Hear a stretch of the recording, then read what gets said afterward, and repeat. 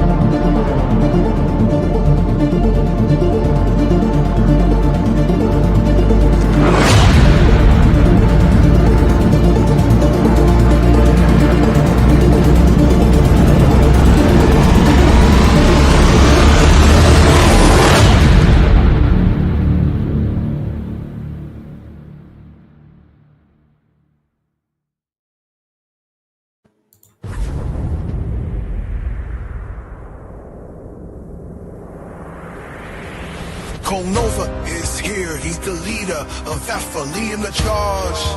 Yeah. With his main man Heavy, hit up right by, hit his side at the raid.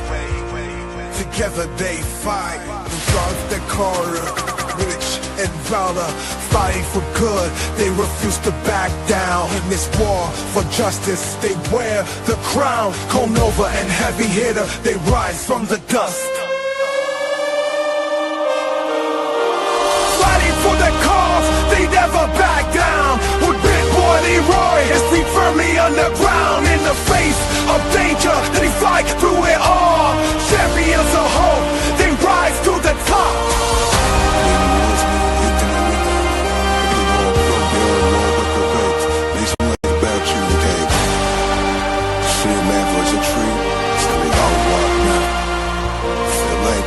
Through shadows of doubt, they light up the way. With power and purpose, they seize every day. Their enemy tremble in the dark. Nova and Heavy Hitter, our heroes embark in the big galaxy that's covered by night. They bring the fire and ammunition to ignite. For it's Alpha they serve, their honor was true. Nova and Heavy Hitter, they rise from the dust, fighting for the cause, they never back down. With Big Boy Leroy, his feet firmly underground. In the face of danger, they fight through it all. Champions of hope, they rise to the top. For every shadow, they bring the light. Nova and Alpha, defenders of the right.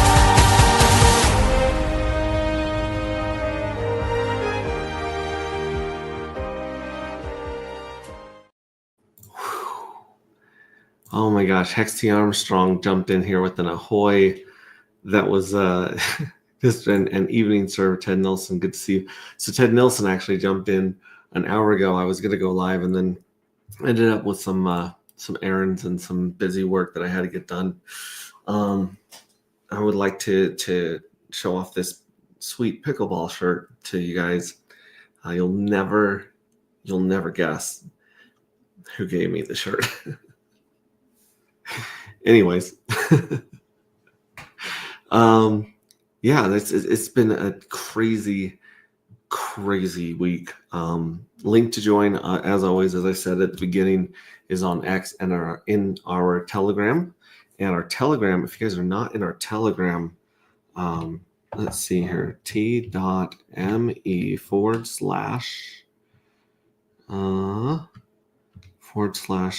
anti-gravity saga. See if I spelled that right. Nope, I didn't. There we go. Okay, so that's in the chat as well. That's the best place to reach us and figure out what's going on. Ask any questions. We had some really good questions today about getting into crypto bubbles, and also questions about the Pink Mist Whale token that we created in honor of our patron saint, Pink Mist Whale. He's just he's doing a lot of heavy lifting, creating. I mean, he provided liquidity without being asked. He's I guess in the Jewish terms you'd call him a mensch, which just basically means like the man. He or she are the man. I couldn't tell you their gender, or I would not assume their gender.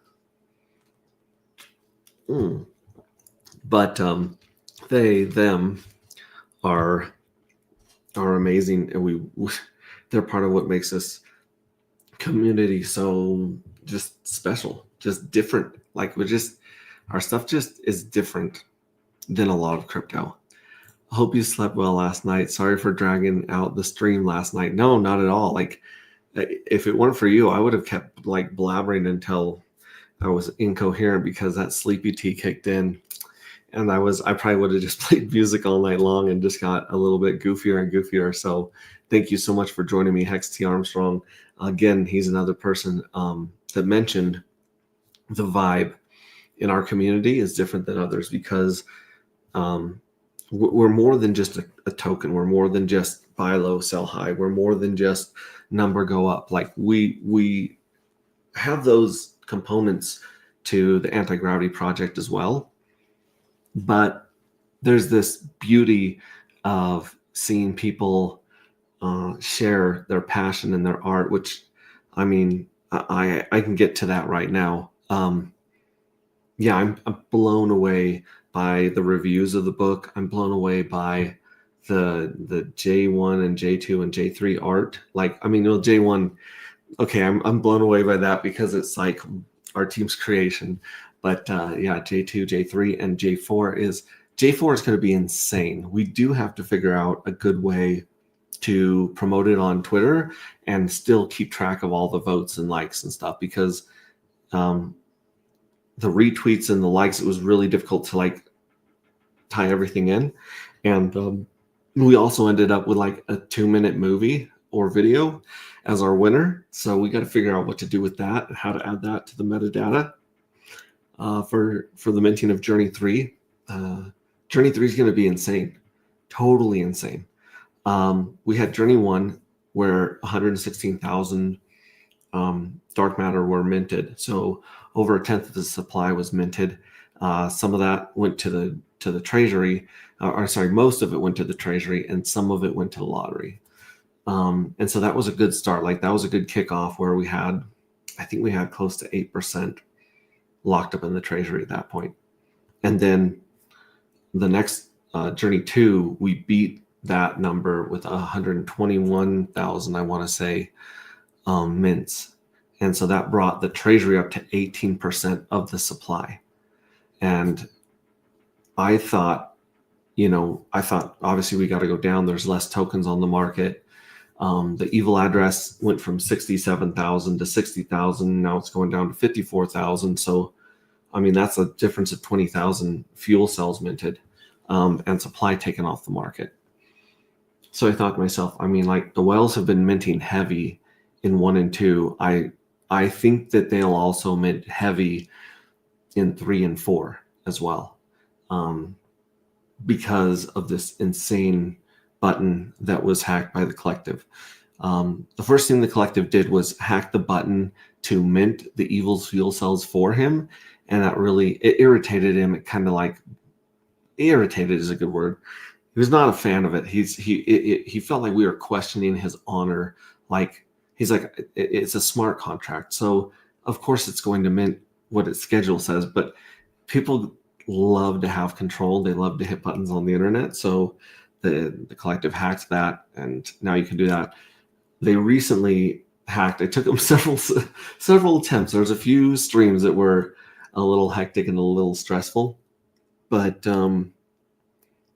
they eventually hacked the lottery winnings, because the evil address has been winning, I think, over half. Like at first I thought it was half of the lotteries the evil address was winning. I think it's over half now, because when we looked at it, when Sylvan from our community, who's just a genius when it comes to looking at code and understanding its possibilities, he found that option in the code. And according to him, there was somewhere around 14,000 fuel cells unscraped, that he attributed to mostly the evil address. So that's 14,000, or maybe even it was more than that, because I think he said there's a possibility of the jackpot going to 34,000, or 3.4% of the total supply being given out in the next lottery, which is in several days. Hey, what's up, Hex Glenn? Good to see you, man. And of course, Mitchell Rudda, howdy. Great to have you here. Thanks for following us on X. And then Mr. Rock Jockey is coming in with the rock and roll fingers. I love it. Yeah, let me freeze my little face. I have no idea why this camera shot is so freaking wide right now. I don't know. It just, apparently I want you to see our printer waiting for ink and stuff. I don't know what's up. But here, let's actually jump into presenting my screen. There we go. And yeah, it freezes my face. I've tried to fix it a couple times. I don't know what's up with it. It's funky. I mean, not only that, but my VPN, my VPN said is fighting with, trying to protect me from the entire internet. So I've tried to figure out how to pause it and toggle it and fix my firewall so that my VPN doesn't block all internet traffic. I don't know what's going on with that. I definitely probably need Geek Squad hanging out. But it says, Hex T. Armstead said, my wife said you would catch this reference from my choice of attire last night. See Telegram. Okay, I will definitely see Telegram. And Telegram, man, this is where the party's at. This is actually where I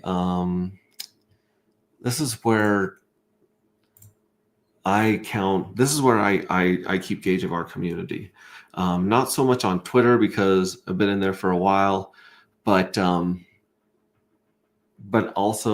here we had 200 people in this during the Wishwell phase and the mining phase. And I would say about 30 or 50 people were pretty active in it. And now it's doubled to 413 members. So it's a very, very small, we're a micro community. We're an awesome micro community, but we're just micro. We're so small and just starting out like a seed, like an acorn growing into a mighty oak. But yeah, that's where I count right there. And then in general, this is Extreme Shitters Full Randy. Oh my gosh. Yeah, so I was wearing a bathrobe last night.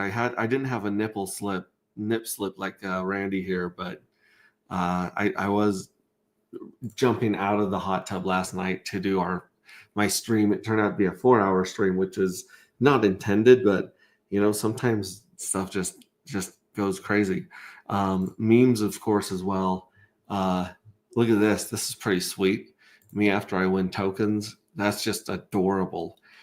You could sell that to children all over the world. Beautiful. Love it. This is from Elizabeth Crypto. And this is what I was talking about earlier. Was there are so many passionate and imaginative and talented people that are putting their work and their sweat and really their soul into some of this stuff that's being built around Anti-Gravity Project. It blows my mind. In fact, check out this stuff that was put into submissions for art right here. Like it absolutely amazing. Like and she was afraid that maybe some of these would be a little too girly, a little too feminine. And I thought to myself, no, that's kind of what's missing in crypto is the feminine energy and the divine feminine. So like I don't think this is too feminine, especially since we have lots of pinks and purples and blues in Pulse Chain to begin with. But like this one right here, I mean, you can imagine this on a hoodie or a t-shirt, and like X-Ray Chick would wear something like this. She'd probably rather wear something like this than the manly stuff that we've been putting out. But look at this, just absolutely insane. She's got the J4 going already. She's got the dark matter already. Like that is sick. These are just and the places that she placed AG or dark matter in these, and then J4. This is just absolutely beautiful. It's really beautiful art that she's putting together, and she's brand new at this. This is not like her vocation or anything. This is her learning new skills, and she's brand new to crypto too. So I mean, I'm so inspired. She's got the AG up here, dark matter across the chest, J4. That would be a absolutely sick T-shirt. This one also would be awesome, and she's got Quattro in the corner right there. I misspell Quattro on Quattro Cinco Studios. I'm not doing it on purpose. I really don't know how to spell Quattro. But yeah, she's got that tag there, AG dark matter. I mean, like this is so this would be like an insane poster. Yeah, absolutely insane poster. Right here we got J4 dark matter. Very nice. I'm looking if she's hidden any other things in here. No, that's just clean. It's just clean and I want to say strong, but that's not the right word. I'm sure in chat you guys will come up with a better description for it. Bold. Yeah, bold. Like this is bold. I love it. This one right here, absolutely sick. AG matter, the back glow around the astronaut. It's just, and really good job with the graphics and the fonts. I like that a lot. Check this out. This is like a portal. He's walking into a portal, dark matter J4. Like that right there says a lot. There's so much conveyed in this one. Just the colors are brilliant. It's got nice balance. It's kind of like following the rule of threes or the golden ratio, you know, kind of going with the nice balance. And then of course, like it's bold of what this is pertaining to. It's not just a cool, beautiful picture of an astronaut. It is also, you know, tied directly to the brand, which is excellent work. This one right here, I love how she put dark matter on the street sign, because it's like it's really subtle. You have to kind of look for it, and this actually looks a lot like where I live. This looks like the desert right there. And there's another one in front of him, which I like that he's not alone in this one. Like almost all of the art is very solo and kind of lonely. And there he has someone. Check this one out where they put dark matter on the street, and he's walking into a tunnel inside of a vortex. Street J4. Seriously, like I love it. I love these pieces of art. And of course, Zephyr Trips, he brings it so hard to every competition. His videos and special effects. See how like that robot takes that, and then it turns into the evil address. It's a beautiful transition. That is just like sick, absolutely sick. There's Jackpot, which is the nickname of Cole Nova, and it's also tied to our lottery. So that's kind of cool. I love that they're bringing out Jackpot there. I wonder, let me see who this is for sure. That one is from, I want to give credit where credit is due. Yeah, see, these are absolutely insane. I don't know why it skipped these two, but I think it did. Let me jump into these two. These are definitely, you know, Zephyr Trips, like Evil Address just dropping energy, and AG on there. It's just holy moly. And then this one right here, he just like shoots magic from his fingers and drops the AG logo. Like I would have this on like on an iPad, just running in my house as a piece of art. Just have this running, it looping. It's so cool. And then this one, actually, I don't think I shared this one with you, but that one is really cool. How his face just starts doing that. Here's another evil address. Back, he's like magician trick. He turns it from the world AG or a sun. Holy moly! Now this one's got to be the same as the one that was holding the thing, but I mean, you got Sharon in the background. My body's going through changes I don't understand, folks. Like whenever Red Squirrel puts some of these images up, it's just my chest gets tight. Anyways, this is Smo. Oh yeah, Smo. Smo brings Smo brings the heat. Like I said, she's gonna distract some people from life with this. It's insane. Who's this? Is Zephyr? No, this is Kryptonite. Okay, so here's Kryptonite. I believe he had a couple pieces in J3, but these are absolutely epic. I mean, like something straight out of a really awesome sci-fi movie. Just the detail and the lighting are sick. Someone call a doctor. These are sick. Oh, dude, and they're so animated too. Like you can feel the movement, the pressure, and the energy from dude, insane. And look at this. That's just pretty. That's just enjoyable. And that's from Chris. Chris has that one. He has this one. Yeah, Chris also had a really beautiful painting in the other one, which would be very easy to put our logos at the bottom. Here's Can right here, or Chief on Chief with a 1 for the eye. He was leading the J3 field sales for a while. And shoot, did I pay him yet for being a top 10? I still haven't sent payments to most of the top 10 finalists of Dark Matter or their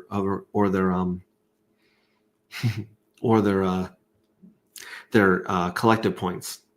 Pardon me. My brain it's the end of the day. Oh my gosh, I'll tell you later about picking up dog poop. It wrecked me. Like just going out and picking up dog poop. I'm getting so old. Here we go. So Zephyr Trips.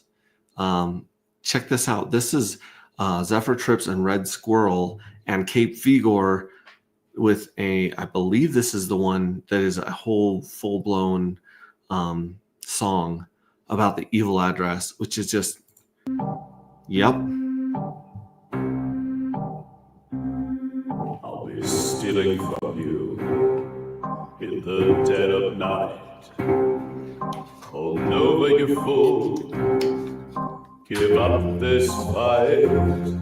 You can't beat me, I'm your master, Dark Matter. I demonize this realm, and the fuel cells will be mine. 'Cause you cannot fight me, it's useless to be. I hold the dark matter in great quantities. I am its ruler, yours as well. If you try to fight me, you're going to hell. Your arm is not big enough. My darkness expels your light. Come on, cold Noah, give up this fight. I know that with yourself, eventually, I'd wash out your army's blood in my galaxy.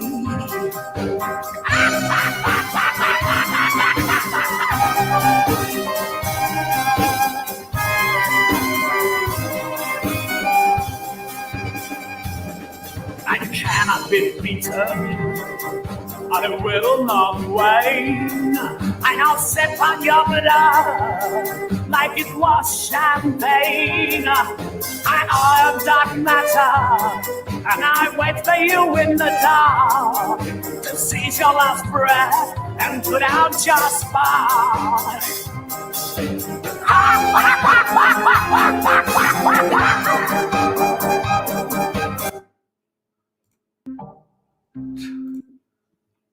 Seriously, guys, seriously. WTF. There was actually art there from Aaron Spencer and Smo Spider and Squirrel. I mean, and of course, like, that's such an insane song. I'll sip your blood like it was champagne. Damn, like, that's some evil lyrics. I mean, are you guys digging this as much as I am? Or I mean, holy cow! Like I said, this is the coolest thing ever. It really is the coolest thing ever. Let's see what's going on in here. Yeah, that was the for the shares full. That's a reference to me. Okay, I like it. Just tuned in. I don't know if it's live or if this is a rerun. I've literally just woken up, but I agree these designs are awesome. Certainly should be on t-shirt, and I agree with the hoodie one as well. Wouldn't that be awesome? I was actually thinking of the hood of a car, not a hoodie. Dude, that would be absolutely sick if it was on the hood of a car.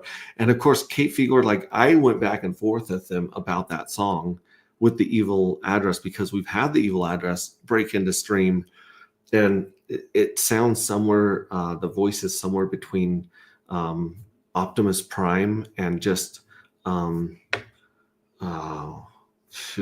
evil's not a great word because it's the Evil Address, just totally sadistic and maniacal, and I don't know. It's like just creepy voice. And then this one is like more of a character like you'd see in a cartoon or in anime or, you know, in a movie. Really characterizing that maniacal laugh. And I got to tell you, like, at first I was telling him, hey, I don't know if this is the right voice for the Evil Address, this and that. But the more I listen to it, the more it grows on me. I like it more every time I listen to it. And I think that's something that he said too. But anyways, that's that. Let's make hood ornaments great again. dude, can you imagine, like, dark matter or anti-gravity hood ornaments? I would put that on my car in a heartbeat. In a second. Oh my gosh. Excuse me as I take a drink of water. Okay, so this is what we're talking about, guys. Like I said, someone jump in here. Save me from babbling myself to death. The link again is in our Telegram, and it is also on X on the stream. So check it out. But I mean, our favorite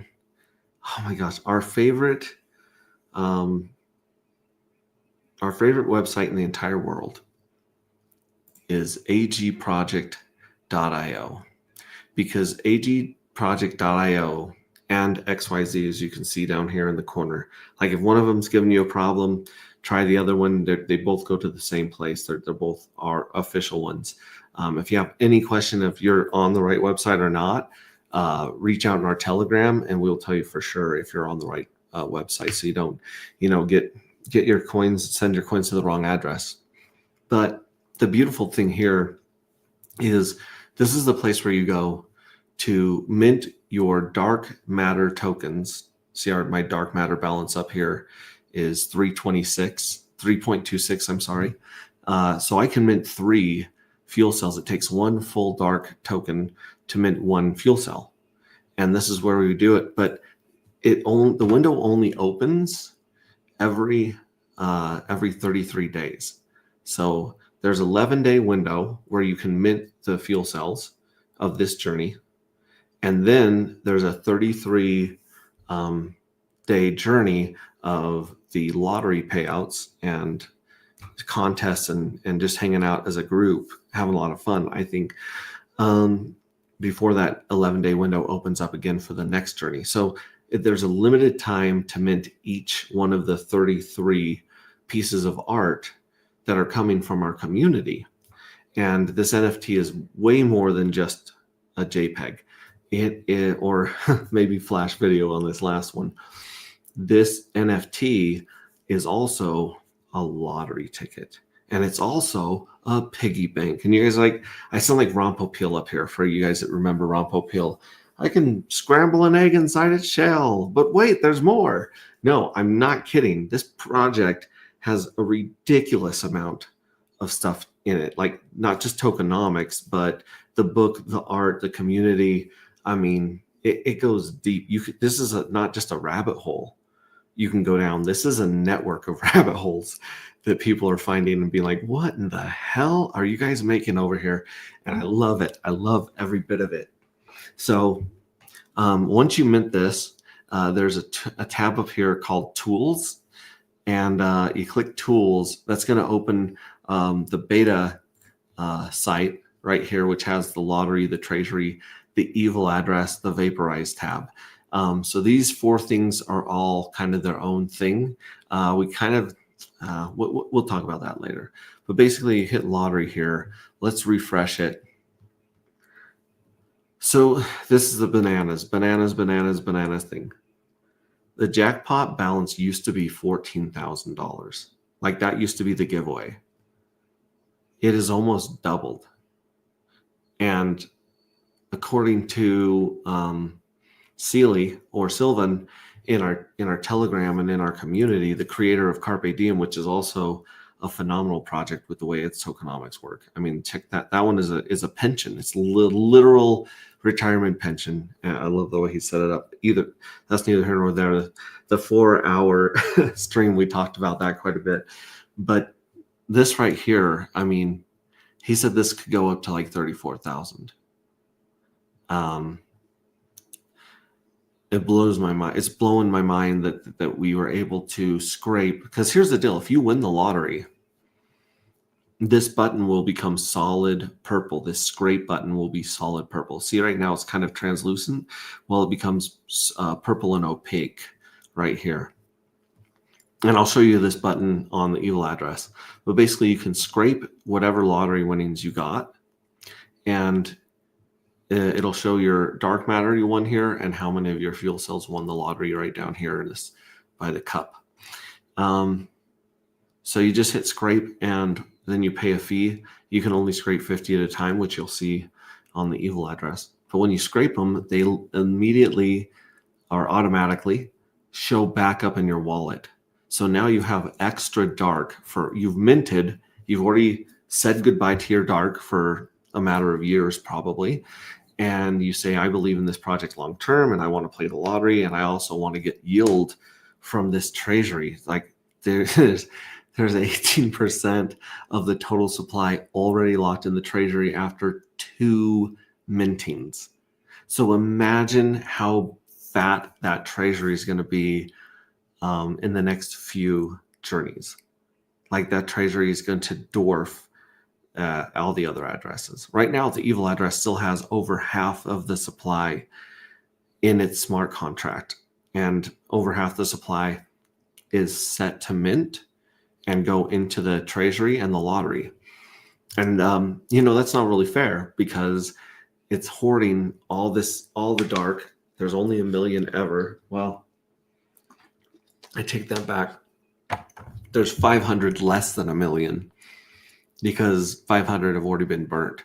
So for those of you guys that love buy and burn, you're welcome. That happened. But like I said, there's this limited supply of dark.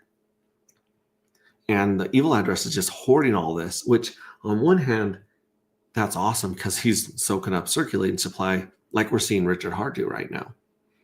On the other side, though, it's like, hey, like that's kind of selfish. That's kind of rude. That's kind of like you have this monopoly and you're squandering this precious resource that's really cool that we use in our ecosystem. And so like I said, they hacked it right here. Let me touch on Treasury for just a second. Treasury will show you how many fuel cells you have. And it'll show you, obviously, you do have to connect your wallet up here to read your fuel cells, but it'll tell you how many you have total. It also tells it's only paid out once so far, and that was at the end of Journey 1. At the end of Journey 1, it paid out 2,693 dark to roughly 161,000 fuel cells, which, just gave them dust. It was 0.0231 if you do the math. So yeah, like not even enough to like get excited for. Excuse me. So when the next mint window starts, as you can see, which is in 8 days and 13 hours, the Treasury will pay out to the Journey 1 fuel cells again, and it will pay out to the Journey 2 fuel cells for the first time. So at the end of a journey is when a fuel cell gets paid out, but it also gets paid out at the end of every, the word escapes me, every next journey. At the end of every journey following that one in succession, it pays out. So like the people that minted in Journey 1, they're going to get paid every 45 days in perpetuity. Like something, even if it's going to become something significant and then go back to dust because of the way the tokenomics work. But at the same time, there's going to be less and less of it on the market. So it's pretty cool. And that was me touching shortly on the Treasury, where I probably just spent like 15 minutes. The evil address is what we're all here about. If you pull up the evil address and it says 4, refresh your browser, because you want to scrape 50 of these mother jammers right here. This is stealing the lottery winnings from the evil address, and it's rolling them. It pays a tax, the 3% tax in the background. You don't feel it. You don't have to add 3% to it. But you scrape and you're stealing 50. This isn't 50 dark matter. This is 50 winning fuel cells. And I don't know how many times this button's been hit, but we're guessing that if the evil address has somewhere in the neighborhood of, let's just say 12,000 winners, or no, that's 12,000. Shoot, how many winners would it have? Okay, so it had, let me clear this. It minted 67,000 in the first journey, and it minted 60,000-ish in the second, and that gives it 127,000 fuel cells. Now, each fuel cell has a 0.48 or almost a 5% chance of winning, which is close to 1 in 20. You might want to say 1 in 21 just to be safe. But that's its chance of winning right there. So 0.048 times 127,000, it should win roughly 6,000 of the lotteries, almost 6,100 of the lotteries. So if you were to divide that by batches of 50 to be scraped, that means you can hit this button 121, almost 122 times. You can hit the scrape button right there, which is crazy. At 121 times. And there is a fee of 22,000 pulse, which is about $1 a pulse that you pay plus the fee. So let's see, what do I got in here? I've got my dragon. I got 20 million dragon. Thank you very much to my friend who made the dragon token. Is a big fan of Pink Mist token and dark. Like, he's big in the dark. But I've got, three dark matter, which is about $15 a piece right now. And then I've got $6 a pulse. So I have enough to hit the old scrape button, which I can't resist hitting the button when I come here, even on stream. Like, even if I'm like checking on stuff, I'm like, I gotta hit the button. I gotta hit the button. So you can see the 22,000 pulse, which today is at $1.02. And then the fee, the network fee, is 15 cents. So altogether, we're looking at $1.17. Gonna hit sign, gonna hit confirm. I mean, can you imagine doing this on Ethereum?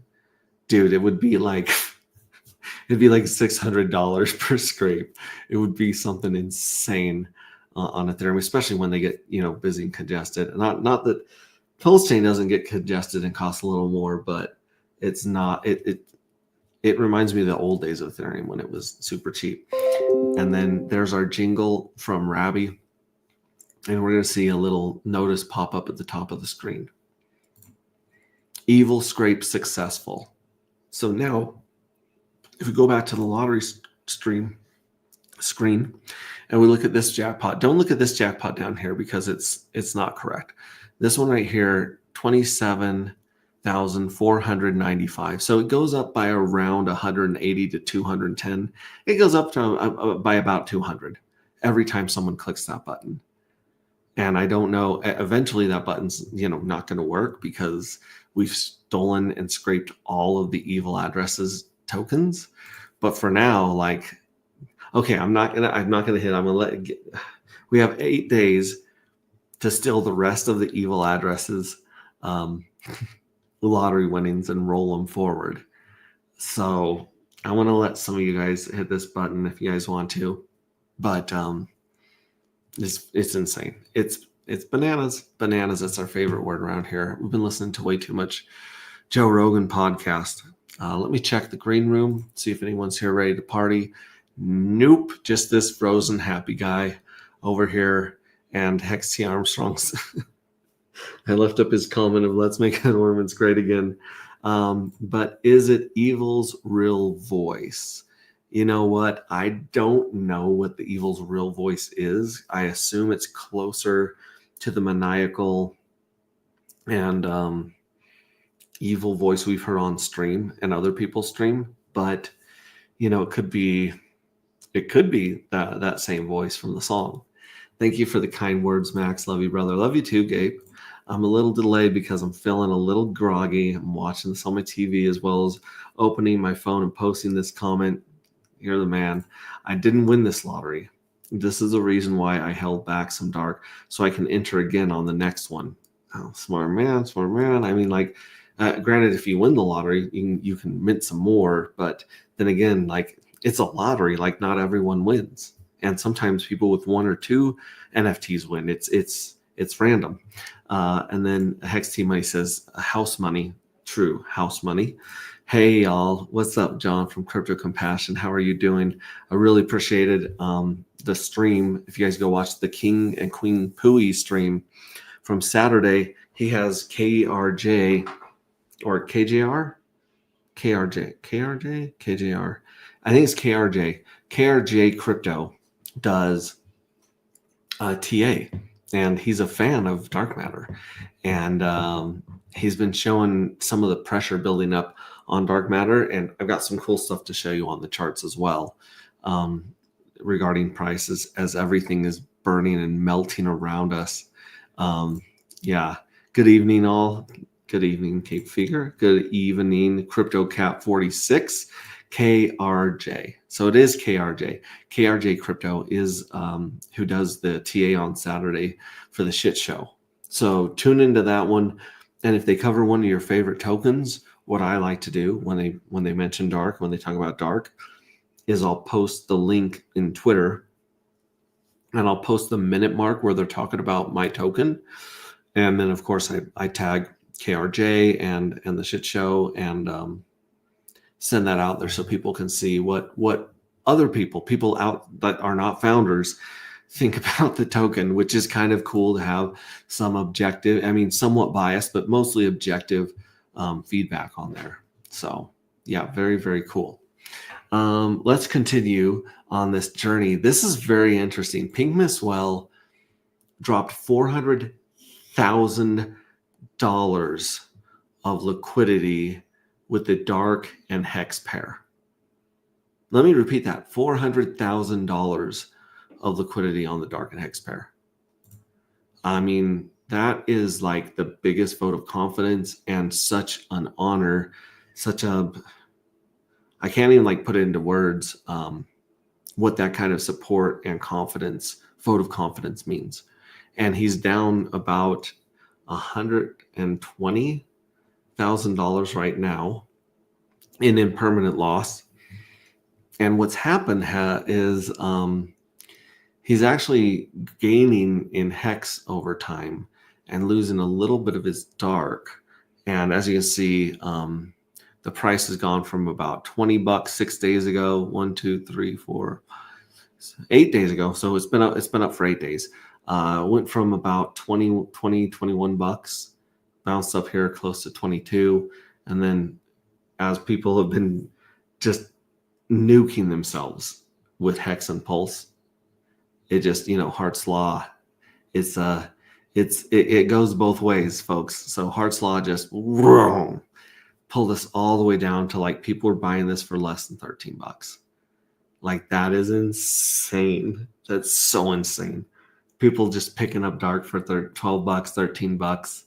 And we have bounced back up to 15, which is nice. Like that's really nice. It probably follows, if I were to pull up a Hex chart.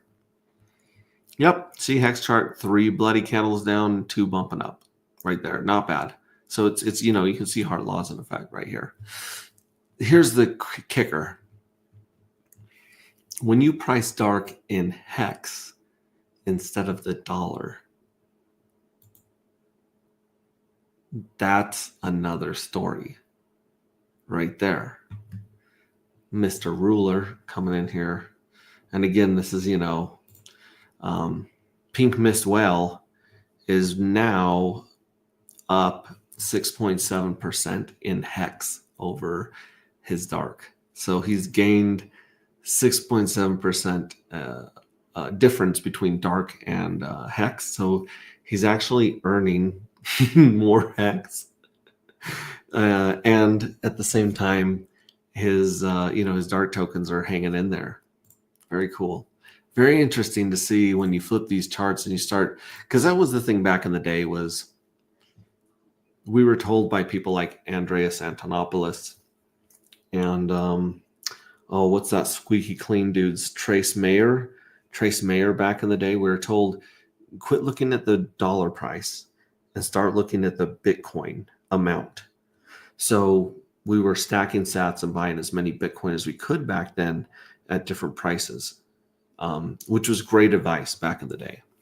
And I think it's pretty interesting here where if you look at your accumulation of Hex and Pulse, they're both increasing just by being in dark, because dark is just has a stronger community of holders right now than some of the people dumping Hex. And without getting too conspiratorial, if I were Richard Hart and I were wanting to buy out a lot of people of my own token, I would probably pull liquidity, which for Hex is like millions and millions of dollars. And then I might just start dumping from a wallet, like a side wallet that nobody knows is mine. I just start dumping and tipping the price down. And then as people see it like fall, as people see it break resistance, see like here, it's like, here's a level of resistance at this previous high around penny 1.6 pennies. And then you see it go up and everyone's excited. And then you see it come down and it stops there. See, it stops at that level of resistance there at 1.6 again. And then it falls, boom, to this level of resistance right here at 1.3 pennies. And then it goes down, and I can imagine when it dropped below 1.2 right here, this little wiki poo right here, just like this is a panic wick right here, just people just going insane. This is either the inner pole right here or right here. I think this is the inner pole FUD right here. And boom, like just insane. And this is the silly thing, so silly, is if you go to our dark and pulse chart, that where we mark the minting periods with bulls and the lottery payouts with bears, we have one bull run, which the first bull run was spectacular. It was $1 all the way up to $1.34, something insane. Casey's candle, I like to call it. It went clear up there. It was insane, absolutely insane. That big fat finger buy at the top, and I hope one day that Casey's redeemed and he feels that's like buying Bitcoin at 10 cents. Or $1 or $10 or $30 or whatever its tops were, all-time highs were at that point. This was definitely our all-time high to date, And hopefully one day he'll be vindicated at buying at that price. But like I said, all of our lottery winnings have lined up with Pulse and Hex dumps.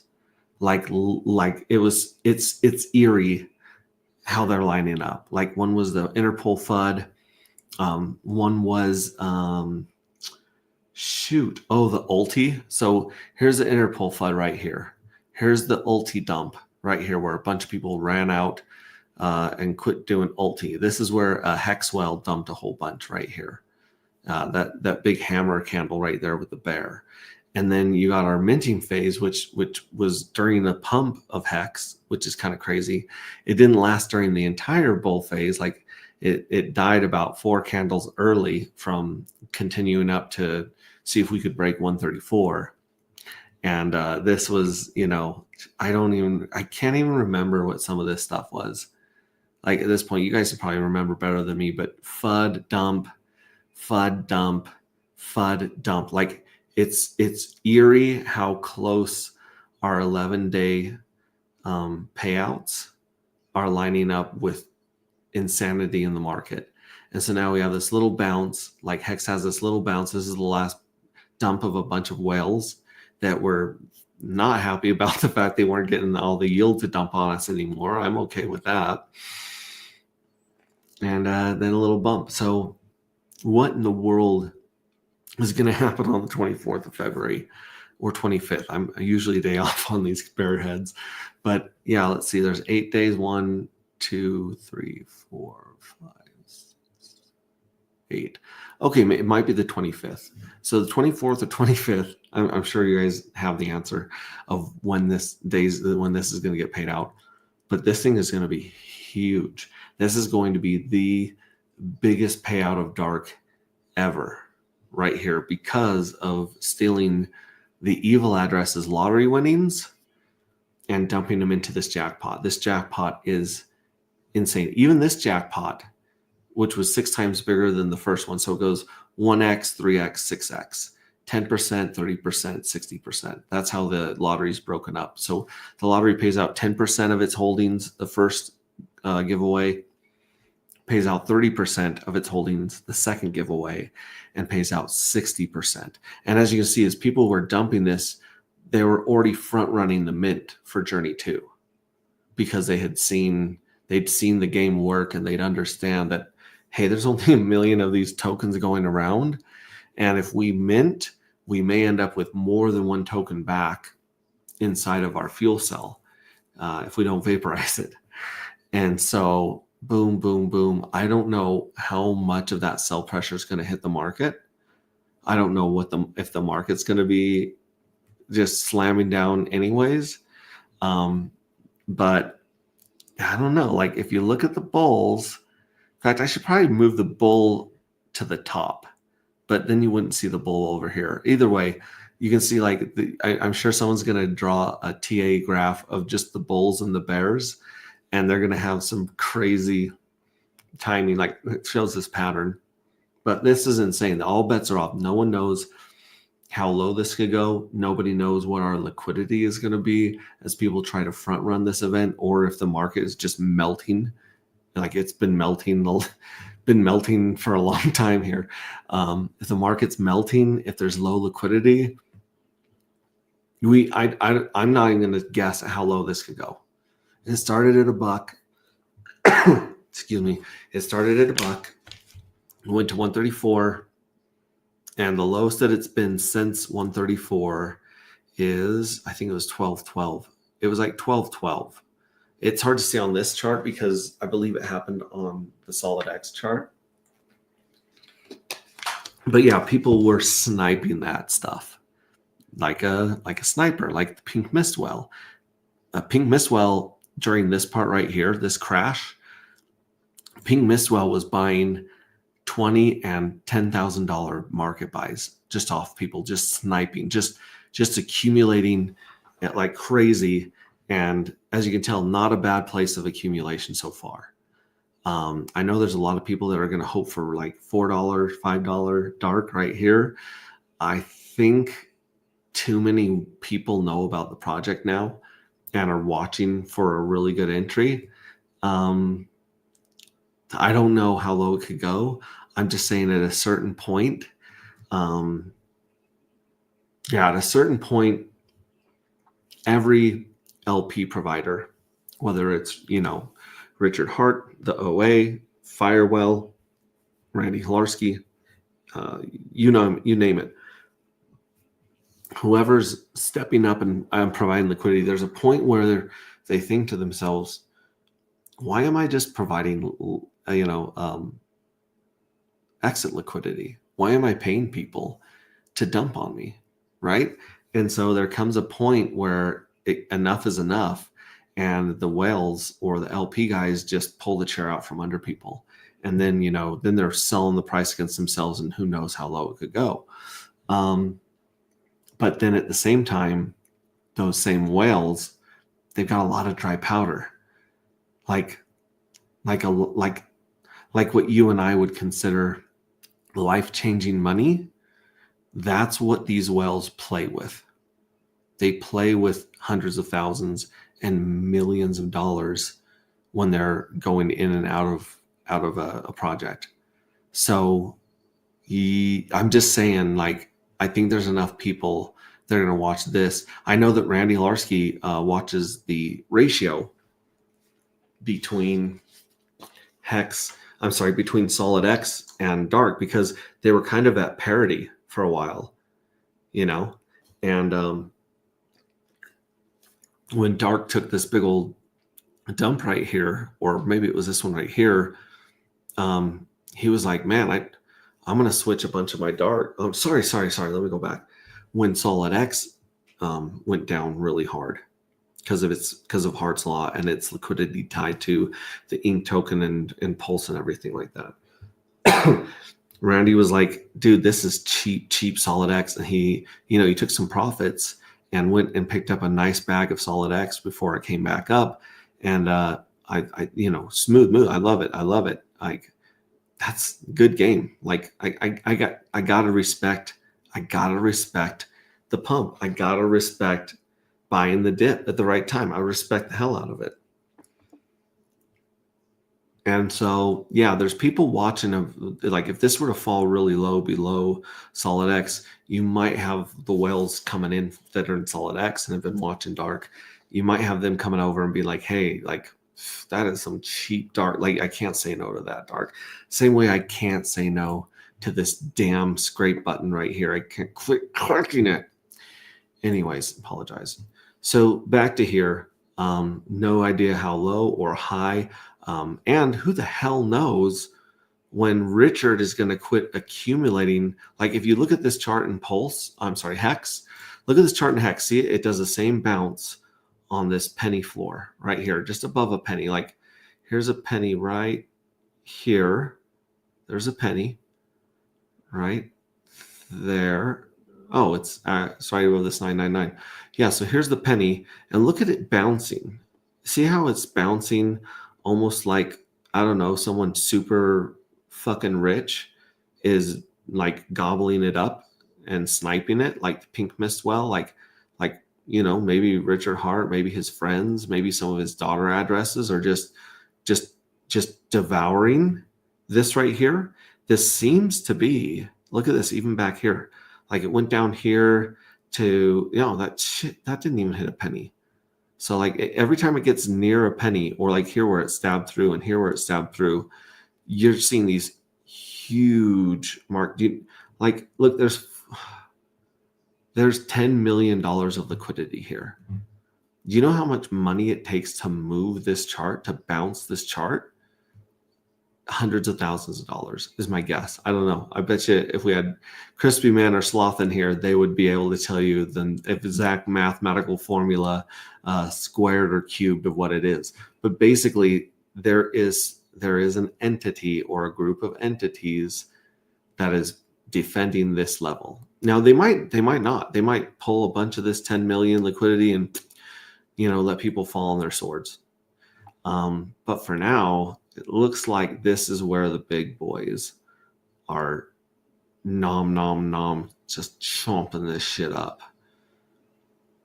And so where I was going with all of this was we don't know what the hell is going to happen between here and, oh shit, 25, 26, 24 here.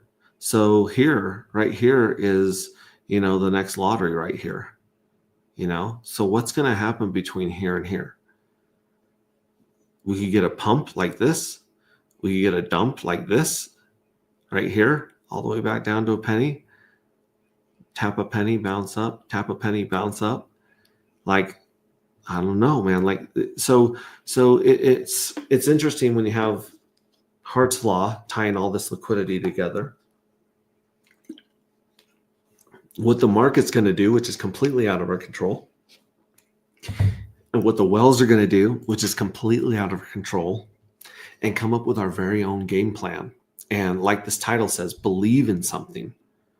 If you believe in a token, you can watch it go to just nothing. I mean, absolutely nothing. Now, it's very rare that people believe that much in a crypto just for a crypto's sake. Usually they believe in the community of devs, the community of buyers, the community of educators. Hint, hint, hint. Like, how many educators, hexeducators, I couldn't pull that one off. Hex educators do we have? Like, there's Crypto Coffee, there's Sloth, there's K4K, there's Cryptographics, there's Randy Hilarski, there's Maddie Allen, there's Whitney Magic, there is Fashion Coder, there's a Wild SJ, there is like Axis Alive, there's Crispy Man, every influencer I know of Hex is an educator. I don't really feel comfortable putting myself in that category because they put a lot of thought, time into their products, but I look up to them and I'm inspired by them every day because I do want to bring you guys as much good information as I can. I just feel like I'm a little bit lazier than they are, and no, but seriously, there are some big brain homies dropping alpha for free. Rags to riches. Talk about a dude that builds communities. And a guy that has created some of the most educational content I've seen on crypto. The guy is relentless. He's obsessive when he digs into stuff. And if I've forgotten your name and you hear this, I am so sorry. Johnny Chaos. His education style is like that weird professor that didn't wear shoes to class and had a ponytail, just like Johnny had a ponytail, freaking like he's that cool, hey man, he's the hacky sack professor that just tells stories and stuff. Oh, hey, thank you very much, John, for letting me know. We got two very special guests in the green room. Here. I get rambling. I get stuck in my own head. I chase my tail like a golden retriever. And I just thank you so much for coming here and giving these poor 50-something people a mental break. How are you guys doing? Hey, what's up, Crispy? What's going on, guys? How are you? Doing good. See, I mentioned your name, Crispy, and boom, you appear like Beetlejuice. It's like Sloth. It's like Sloth, yeah. right? You mention Sloth's name, and all of a sudden he appears. What do you guys see in the Hex chart here?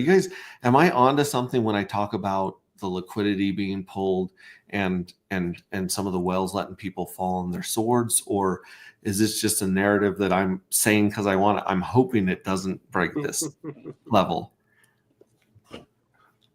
No, I think you're right on, man. What's hard to figure out is exactly who's doing what and what their intentions always are. But yes, somebody's buying it up. Yep. That's how the market works, right? Mm-hmm. I love that. Is it a hint that your profile picture is a squirrel with a red scarf on? Yes, of course. Oh my. Oh my, that makes me so excited about the Dark Nuts pair. So excited, and the lazy dark lazy pair that I've seen pop up. Very excited. Yeah. Okay, I see you. I see you, Crispy Man. So, how much money are these pumps? How much money does it take to move a 10 million liquidity chart, Crispy? I don't know if I have exactly like I can go drop it in and go see what AI says, but just in general, right?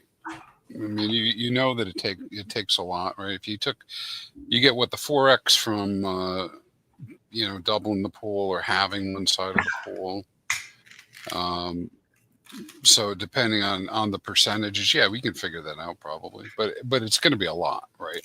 Yeah, and I think you're right that it's hundreds of thousands. I mean, look at just look at since you have that screen up, just what's the volume on this chart, which is not the total volume. If you hover over one of your bars on the screen, and it should tell you, so that's $575,000 in the green candle right there. in this little one? So if you look up in the top left corner of the chart, you see Hex Pulse. It says volume 575,000. So if I'm not mistaken, those are the dollars that went into that. Let me check this giant green one right here. Yeah. Dude, so $10 million. Over $10 million of volume on the 10th of February. Yeah, and that's what last week. Yeah, dude, there's magic going on, and I'm sure Crypto Compassion can speak to this probably a little bit more intelligently than me. But there's a lot of magic happening right now, and I say magic. It's really how the system works, how an AMM works, how a network like this works, and I think most people don't even understand what the hell I'm talking about. But we have this like setup, and I'll try to be like really clear. We have this setup where things have become very, very scarce, right? At least in terms of yield. We know that this is a living, breathing system. Like all of us could go away for a couple of days, and the bots will keep trading. Yep. Right. Yeah. So we know that's going on. We know that 50% of all the transactions are taking place. Yes, these are big dollars, but 50% of all the transactions are less than a penny. All right, so we have this huge, thriving, like colony ecosystem that's going right, and then you have these. I don't, listen. I'm a little put off by some of the stuff that's going on, right? Because I like where the hell did Pump.Tires come from, right? Right. But Yeah. Pump.Tires dropped. Every one of those tokens that graduates is another sum of sunk liquidity that can never be removed. So liquidity's grown pretty rapidly with Pulse. Sure, on an individual basis, it might be hard to tap that, but it's a TVL, additional TVL. And then like Richard just like installed this super fucking highway. Sorry for the but he just installed this super highway with these pump tire tokens that he put in, which he owns. Like I assume, right? I guess I shouldn't say it's Richard, right? Whoever did those tokens, they installed this super highway, and when they installed the super highway, the bots. I mean, this was not normal trading, right? The bots went crazy. And they were running like for hours at a time, and I couldn't do a transaction for my life without paying $20, right? So it shut everybody out, including the other R bots. And this super highway was in place with an entity that probably owns both sides of all the tokens and can move as much as they want, right? With little ramification. And yeah, he had days like this, on the 10th. And now that continues.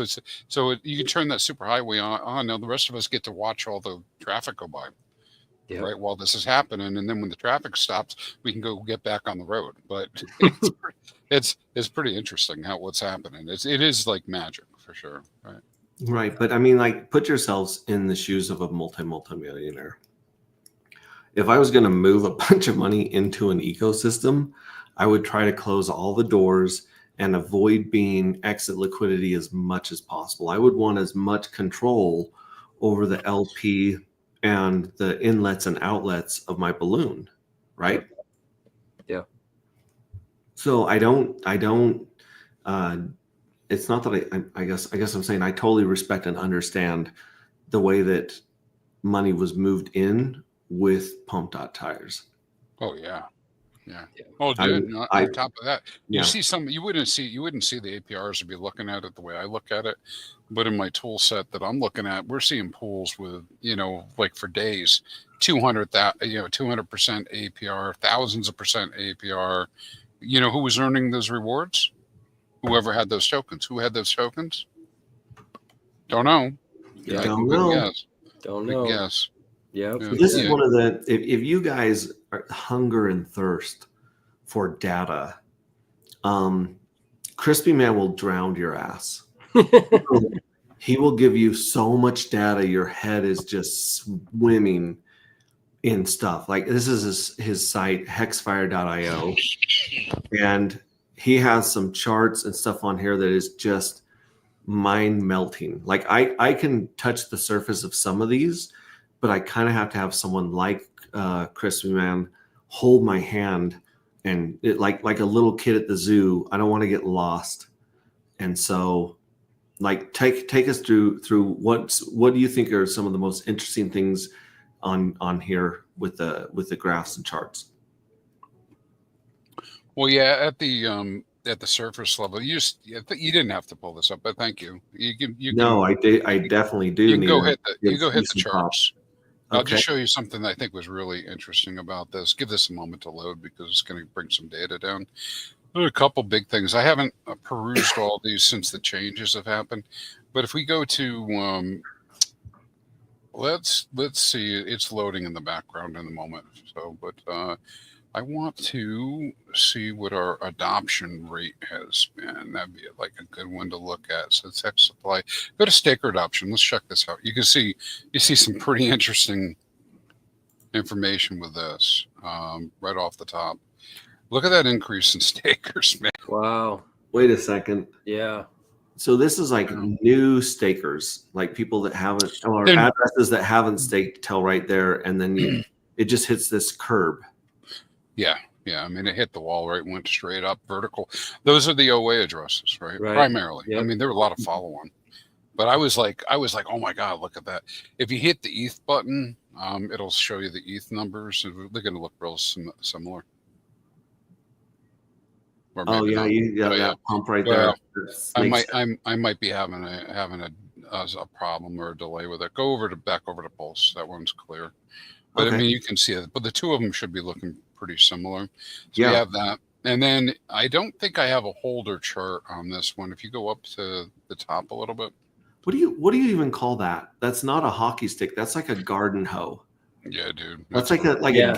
a Gandalf staff is what I would call that. yeah. That's insane. Sorry, what did you want me to click on? Go to holders. You're going to see a corresponding drop.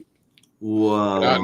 Not as much, but you see a drop. So that Hex came out of a small number of wallets and got staked into a large number of wallets in this case.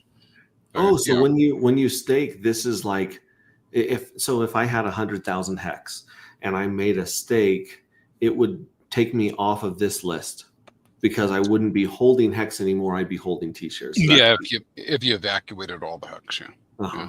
Okay. That gives you kind of an idea there. If you go up to, let's do another chart that's up here. Okay. There's another one up there that might be nice to look at. Let's see what this looks like. Do the APY rate. Okay.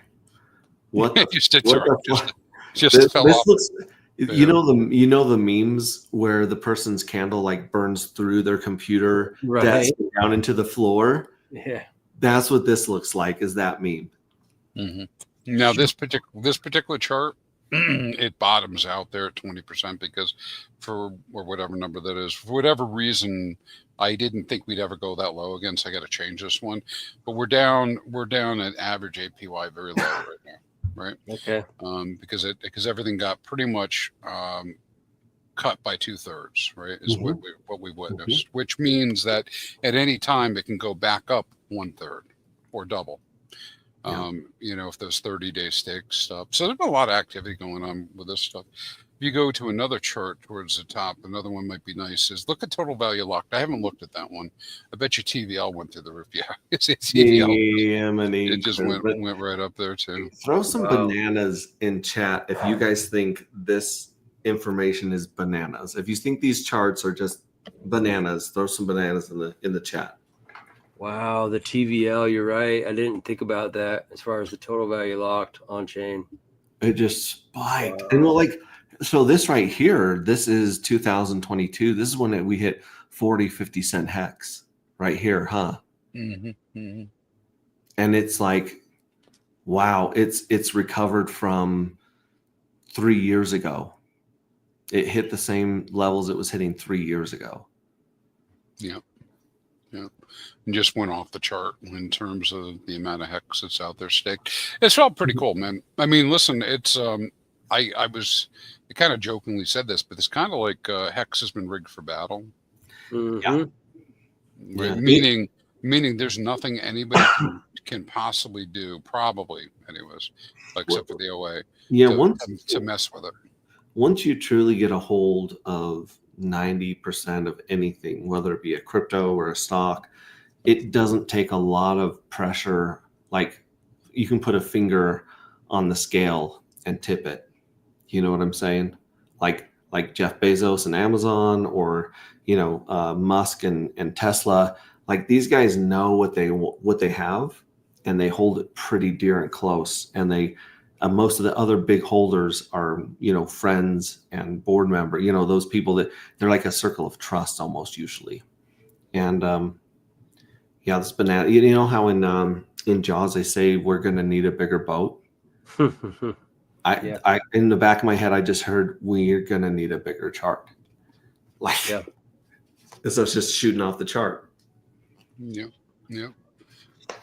Oh my gosh. There's just all sorts of things happening now, and like I reacted pretty emotionally to the whole staking thing. Right. And I took the anti position, right? Like, what the what the hell? Because listen, we've been talking to people for a long time about 38% average return APY rewards and all that stuff, and so this was a shock to me, just like anybody else, because I didn't expect it to come. But essentially, what we did is we changed it up, which I think is there's some good stuff in here, right? Like, sure, Quattro Cinco has just been cut by 2/3 in terms of reward. Like, it was they were running like 21% on Pulse Chain, and now they start out at 7%. So some people have made the point, hey, listen, TradFi can accept that. They can't accept the idea that it's going to be 20% in average, 5%, See, and and with price appreciation, it almost doesn't matter, right? And it's certainly for those of us who are in, like, so not everybody's into Hex, but if you're into Hex and you have a staking ladder, you're in good shape, man. I mean, like, this is like phenomenal opportunity. Now the use case going forward is a little different for new people, and how they're going to do it. And so what's happening is this initial shock, people initially and for some period of time are going to stop staking. I have stopped staking. Well, right? but here's the deal. Like, when Hex started 5 years ago, we had was native stakes for, I want to say 2 years, maybe 3, before Hedron came out. Because Hedron made HSIs, and now you could actually have tradable, movable T-shares, right? Like, actually sellable, transportable T-shares is what I'm trying to say. And now with Actuator and the other one, what's the other one? Not just the perpetuals and Maximus DAO, but there's another one that is basically, it's liquid T-shares. And now, like, you can literally just buy HTT tokens that are liquid T-shares in a sense. True. Oh, the other one. Sorry, the other one I was thinking of was pools.com. The Magic Carpet Ride guys, how they're doing their monster pools. Yeah, Steakhouse. Yeah. Steakhouse. Yeah, those guys have really changed the game with, you can use the bigger pays better, and longer pays better bonus with those guys. Yep. Yeah, and I see Armstrong was asking in the chat. Yeah. Shoot, I have a chat. I wish I could hand chat over to you guys when I share my screen, so you guys could keep me. Thank you so much for pointing that out. No, it's okay. But he was just asking about the HSIs. Yes, their APY has dropped off as well for the new HSIs and existing ones. So those of us who had stakes in place, right? You might have been earning, on average like 20, 30, 40%. Some were doing high, right? Because if you look at it annualized all the way from big payday, you had a lot. Well, going forward, when you look at your dailies, yours also have dropped significantly, but you have an advantage because you have you have older T shares that you got at a lower cost, right? But so going forward, it'll be like that. But if you have your hands on old HSIs, they're gold, man. I would not part with an HSI because basically what you have is a lot of yield that has been built up over the last few years that will not be replicated if the OA persists, right? That's a good point. That's a good point. And that's a damn good question. That's a next level question. So thank you for asking that, Hex T. Armstrong. Love it. Wow. Yeah, interesting. And I think I might be one of the only people that was not shocked when it all got staked. I personally expected the OA or the bigger whales to give us 6 months or a year to get our stakes in order, especially after a big payday. Because I saw the way that the OA stepped in during big payday and soaked up a lot of, saved us from other people dumping the big payday bonus with 1 and 2 day stakes. And so I freaked the hell out. And, I got some texts. Back then, you could actually get texts from people in the community. And they're basically saying, "Oh, no, you remember that? Yeah, it's not being selfish. He's protecting." And they actually sent me charts of what other people were trying to do to front run and game the system. And ever since I was like, "Oh, okay, cool." But I expected the 99% to be staked, because if you're the OA and you get a copy, or you get 50% of all the EES penalties and bonuses, then it's not that big a deal to lock everything up for Cuatro Cinco, because you probably still have some of the other 10% of the supply on the market. And I expected him to do this years ago personally, because he kept asking us things like, would you rather have a giant slice of a little pizza, or would you rather have a thin slice of a gigantic pizza? Yeah, and he would drop hints like that all the time. And I'm like, this dude is gonna choke the scarcity out of this mother right here. Like, he's gonna squeeze it. And it took him 5 years to do it, but he's squeezing it. Somebody squeeze. I shouldn't say he is, but somebody's squeezing it.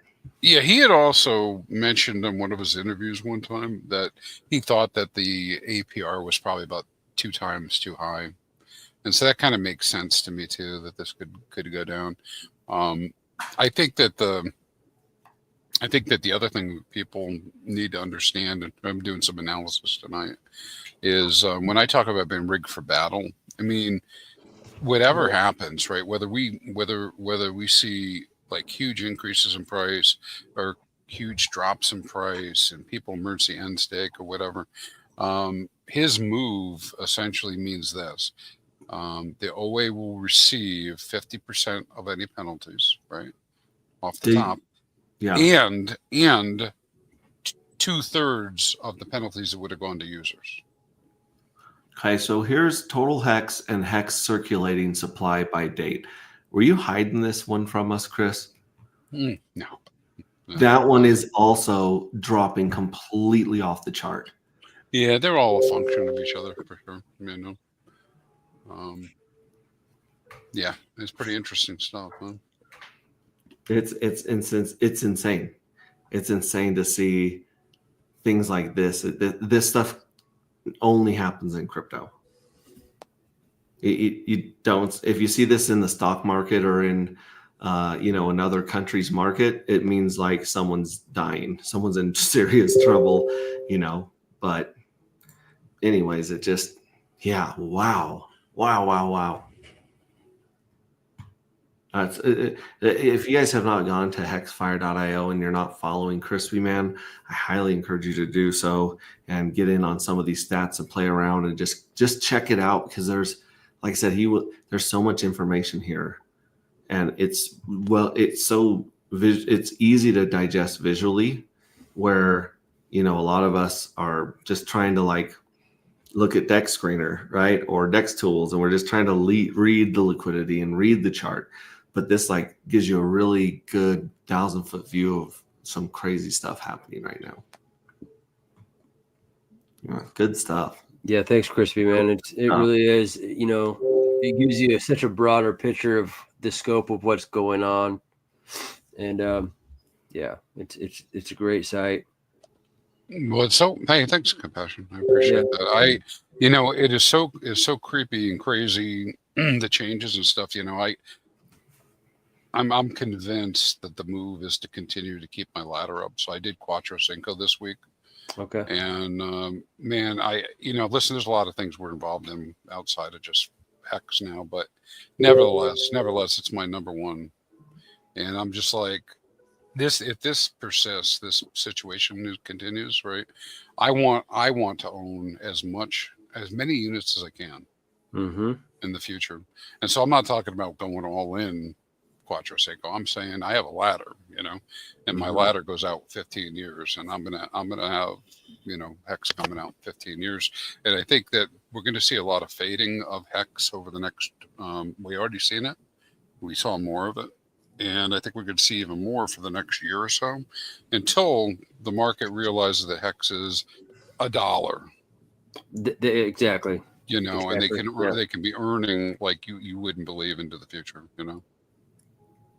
Yeah, I kind of liken it to, look at what happened with Incentive Token, and there's that talk within the no permissions community of like, well, what about the firewall and yada, yada, yada.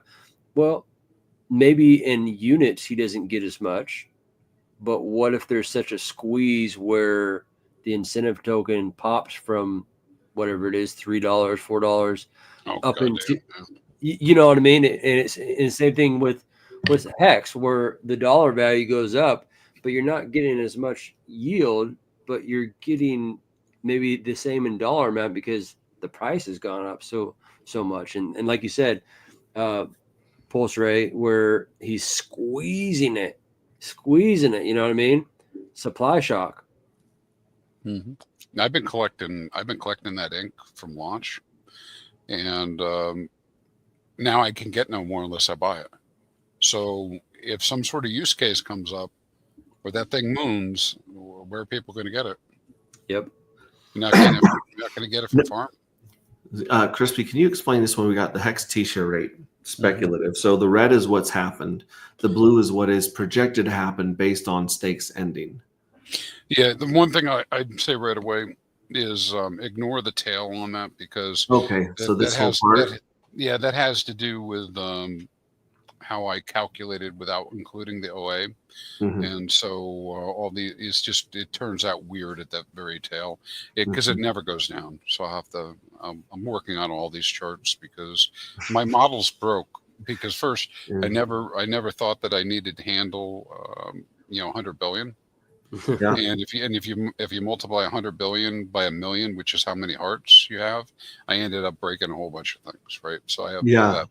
But that being said, there is 10 years of projection here, which is pretty nice. Yeah, and the share rate's going to go up into the right as always. That flat spot out there represents the fact that because yields have dropped and it's projecting into the future, that at some point we just don't have a stake yet that'll make new highs yet, but we will in the future at some point. And then that flat spot will go away. But this is just a simple calculation of what the potential share rate will be. Now, if we were looking at this last week or whatever, it might have been 2 to 3 times higher, right? In that time frame. And so what's happened also is the T-share rate's still going to go up into the right. But initially it'll continue on a pretty quick rise. But then over time, it'll come down and it won't go up as fast, right? So we won't see, like I was thinking maybe in 15 years, we might see 1,000,000 hex per T-share. that was a possibility in the old scenario. In the new scenario, not so much. Maybe we'll see 500 or 600, but it's all a function, when you start looking at all the prices and stuff. But here's another one that'll blow your mind. People today are now earning less, right, on their rewards. And so let's say this situation does persist for another year. The OA is doing monthly stakes. People will be getting progressively less ROI in Hex, right? So they're getting less ROI in Hex. But you know what? T-share rate doesn't care. You have 5 years of stakes that have been out since the beginning that are going to be setting higher and higher T-share rates. And so what that's going to mean is for the people who are ending stake, at first maybe they'd have to go out, they'd have to add 10% more Hex to get the same amount, right? Mm-hmm. But then a month later it's 20%, and 3 months later it's 40%. And so if you're not keeping your ladder up, you're going to have some real trouble holding on to your staking position. So again, a very strong bullish thing for the people already staked, for sure. It's a great point. Yeah. It's putting people in a position where, like you said, he used to always brag about the average stake length. And obviously, like you said, for the true believers in the institutional type money that he might be looking to adopt, it really positions people to really do the 5-5-5-5s. Yep. You know what I mean? In order to really maximize the system for what it is. Like you said, okay. Like you said, Max, it's that squeeze. Look at this. This is exactly what I've been trying to hint at for a couple weeks now. Look at the liquidity drop. Drop. Yeah, dude, I pulled all my stuff out of the farm. I'm not responsible for that drop. but I'm just saying I pulled my stuff out of the farm because I thought that was the right thing to do. And I mean, and we know what do we know, right? We know that when there's less liquidity, it takes less economic energy. Yeah, the lower the liquidity, the higher the volatility. The easier it is to create volatility.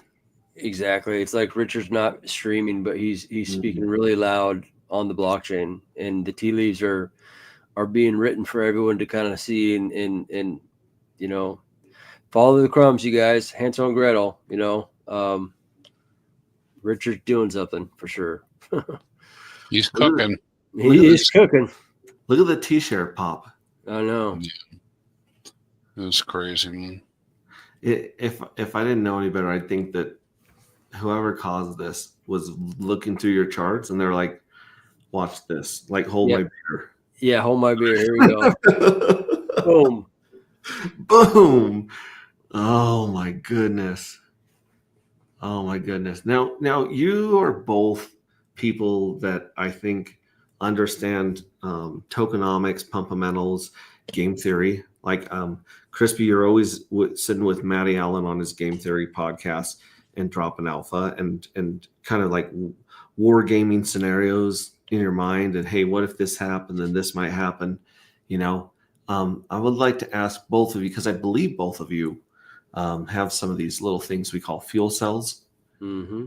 And what do you guys think about the addition, the hacking of the evil address to where we can scrape the lottery winnings of the evil address and roll them into the next jackpot? What's your response or feelings towards this? I guess I would say. Well, first I want to just say the creativity that you and the hexiest man in the world have done is quite amazing. I mean, I'm not really quite sure you could attribute anything that you guys have done to. Yeah, there's little bits and pieces that you guys have taken from stuff, but there's nothing really that's like, oh yeah, I recognize this project on Pulse Chain. It's over here. I mean, you guys are kind of one of one as far as what you've done, and I appreciate that. So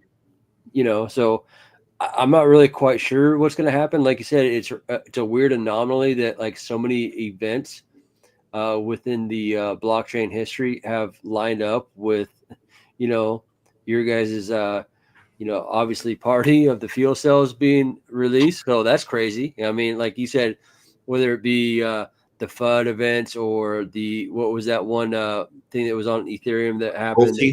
Ulti, but yeah, I mean, I believe in it. Obviously, unboxing event, a little anti-gravity shirt there for you, buddy.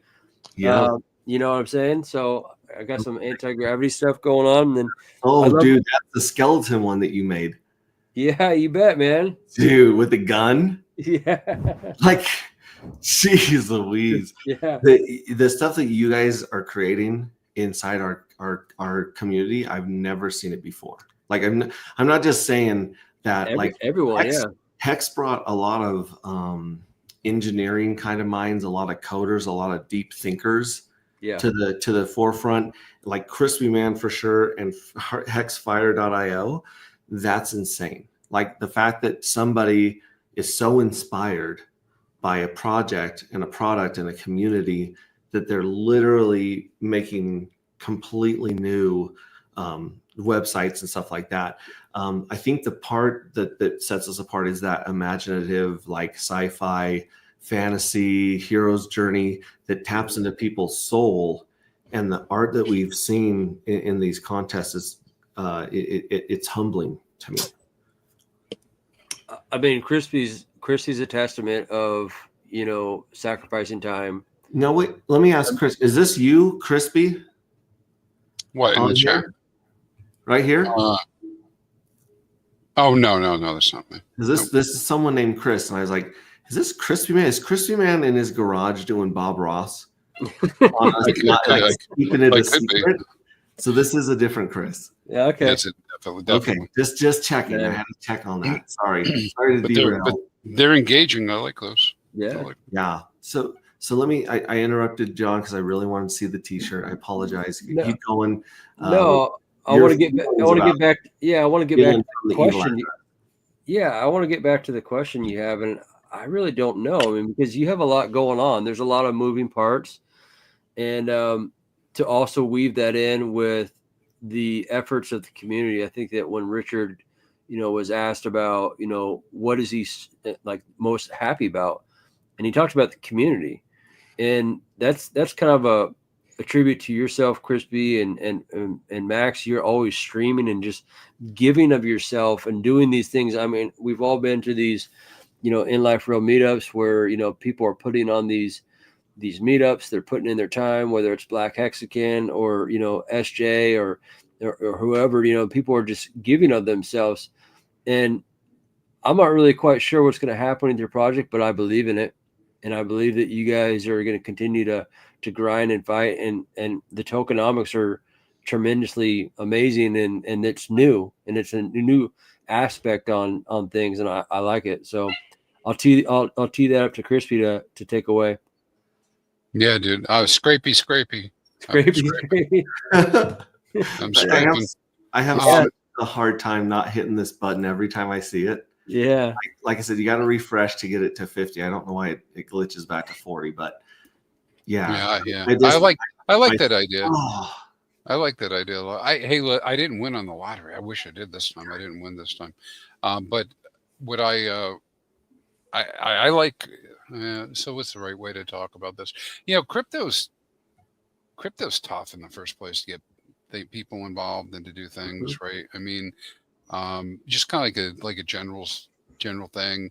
The bare bones, people basically gambling to earn more value, right? Mm-hmm. And so I'm looking for ways that crypto kind of jumps to real life. And I think this whole project, I've talked to you about this before, Max. I think this whole project is like that.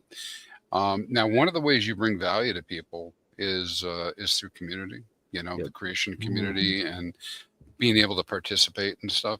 And this is it. This is an example, right? I mean, so yes, I know some people only measure in dollars, right? But there's other stuff, right? The people that can come to these streams, the people that can read the book, the people that can, have fun with the evil address, right? Because it's all entertainment. And that has value that is not necessarily dollars, right? Right. I mean, like something that me and Dawn talk about a lot is how do you help somebody go from a degenerate gambler to a delayed gratification investor, right? We both come from the world of recovery, him much more so than I. But like, how do you get people to do what's in their best interest, even though their brain is wired for dopamine? Right. And we thought if we can add enough excitement to our JPEGs and throw out a lottery to get the hook in the traders and gamblers, but then a lot of them do not know about the treasury. A lot of them don't understand the scarcity. And so over time, our analogy was like, if you go to a party where everyone's just doing drugs and the music's loud and you're just like having a great time, and then you kind of pass out at the party, and when you wake up and the lights come on, you're inside a rehab, and you're like, oh damn it, I was tricked. But you were tricked into something good for you. It's like not everybody likes to exercise, but if you start a game of tag and make it fun and interesting for people, then they want to move around, right? Mm-hmm. So I that's kind of like our hook, or kind of our deeper desire is to show what, I mean, crypto's 99% degen gamblers, straight up. I mean, I take that back. The institutions and the banks came in and they took over Bitcoin, and in my opinion, they've taken over Ethereum too. But all the retailers are like chasing memes. They're jumping from one project to the next, to the next, to the next, and to catch someone's attention and keep their attention is very, very difficult. So yeah, we would love to help those guys understand some of the beauty that Richard Hart, the Hexagon community, has taught us about delayed gratification and self-care and planning for your future. We would love to pay that forward with our project. I mean, isn't that the power of Hex too, though? Is like the staking is to like save you from yourself, you know, in so many respects, like, you know, that ability for you to know, like for the people who understand, well, you can't just early in stake, you know, like, you know, if you got a 15-year stake and you've only been in a year, and you're gonna pay the consequences of the truth engine, you know what I mean? Yeah. And I know that a lot of people get upset that, you know, maybe they could have sold at 53 cents, but, you know, maybe there's something to be said with what Richard's doing, that it might just blow right past that 53, you know, this cycle, and you know what they should have, would have thought, you know, could have done.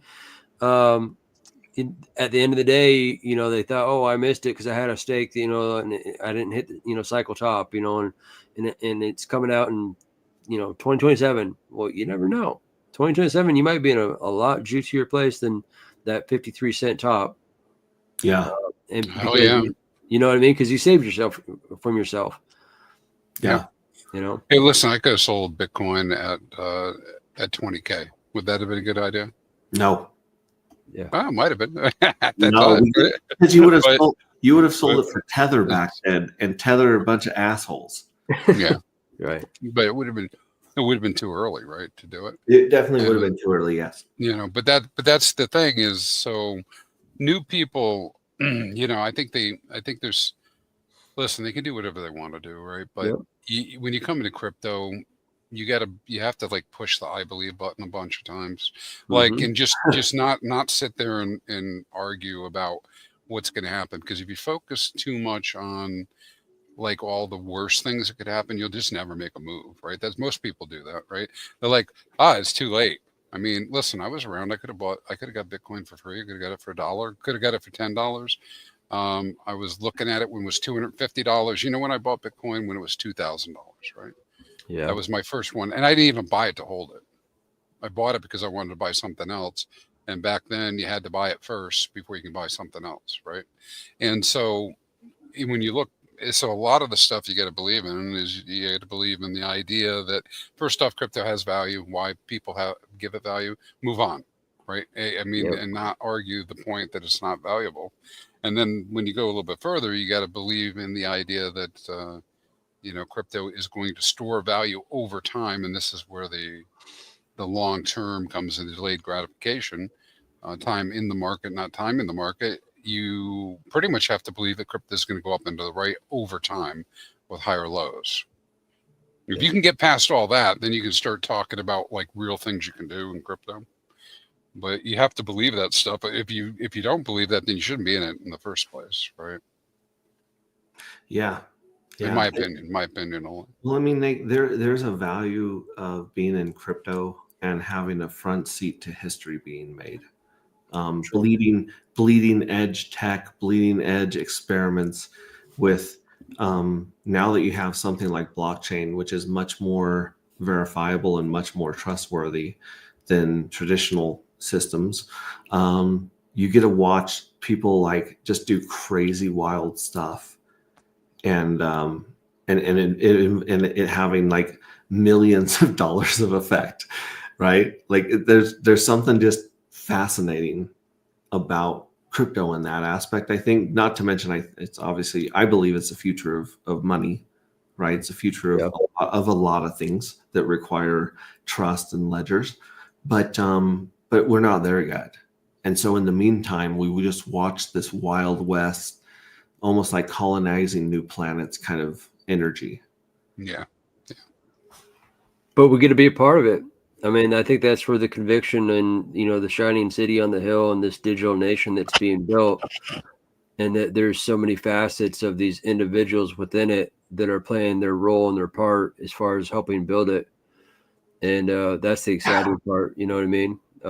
Not everyone comes to the table with that same energy and light, but that consistency of that light and kaleidoscope make a beautiful picture.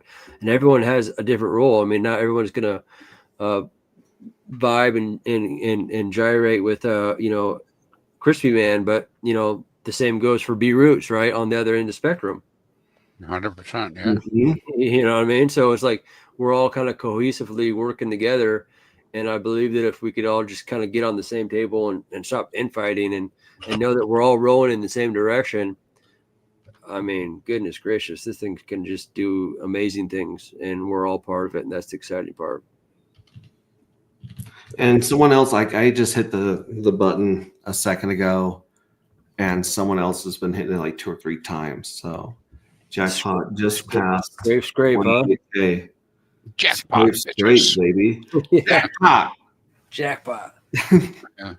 Yeah. Well, like, hey, Rich was saying in the chat that you can't know what tokens will necessarily take off, and you're right about that. I mean, people fall into chats or not chats, but communities that they're interested in. And yeah, when Sol came out, I didn't go into Sol. I still not in Solana. I have a different choice. Doesn't mean that I may have a personal opinion, like I would rather not be there. But yeah, I mean, people can do that with crypto. I think the bigger picture with crypto is, will it continue to store value? And I think the answer now is yes. Yeah. Use the Lindy effect if you want to apply that. Maybe it won't be Bitcoin long term. Don't know. But will you do us a favor and describe what the Lindy effect is? It for people that haven't heard that before. Yeah, I probably won't get the definition exactly right, but if something's existed a certain amount of time, you can generally expect that it'll exist into the future 2 times as long. So Bitcoin, roughly 15 years, probably be around at least another 30. And the longer it's around, the longer it'll move into the future. Same thing with Hex, right? I mean, Hex has been there for 5 years. We probably got a 15-year cycle that'll be there. And, the more years we put in with successful operation, the longer you can expect it to be around. Yeah, that's a great explanation of what it is. Yep. I like it. Yeah, I'm pretty bullish about all this. I'm probably going to get myself in trouble with price and stuff because I started, people were asking the other day, they're like, well, what do you think the prices are going to be? Particularly for Hex and Pulse Chain and all that. And really at this point, I think it's up to us, right? The Yeah. users, what it's going to be. It's going to be when do you decide to sell, because the setup is there for it. You know, I don't want to be just focused on Hex. We're all, you know, connected with all the different tokens, but you know, the setup is such that as people don't sell, the price will keep going up. That's just how it'll be. And really, there's no number you can put on that, and that includes what might happen with the Solid X, the Dark. I mean, Solid X is so tight with ink, man. It's ridiculous, right? So, Yeah. you know, if ink goes, if ink does a what do we? I don't know, what, $3 or whatever. It goes to $80. You're going to see slightly less increase in Solid X, but something pretty high, right? And obviously, Dark is connected to Solid X, so you'd see that go. You know, Yeah. and so on and so forth. Yeah, and the thing with ink, you know, whether you like it or not, folks, I mean, it's a pretty big lure to lure in the liquidity providers from people across chain. So I think there's a pretty good chance that someone might really want that price to go up at some point. Oh yeah. You know, Yeah, I mean, that's 100%. I mean, that's the carrot that gets people to come in here and participate. And you know, if you don't got thick liquidity right now, there's the carrot has been removed as far as your rewards, but like that carrot will come back, and liquidity is king. So Yeah, 100% there. Well, Well, you think about the ink, like you know, just for me personally, like I want more ink now. I don't want less. I want, yeah, right. yeah. I don't want to part with any of it because I don't know what the use case is going to be for it.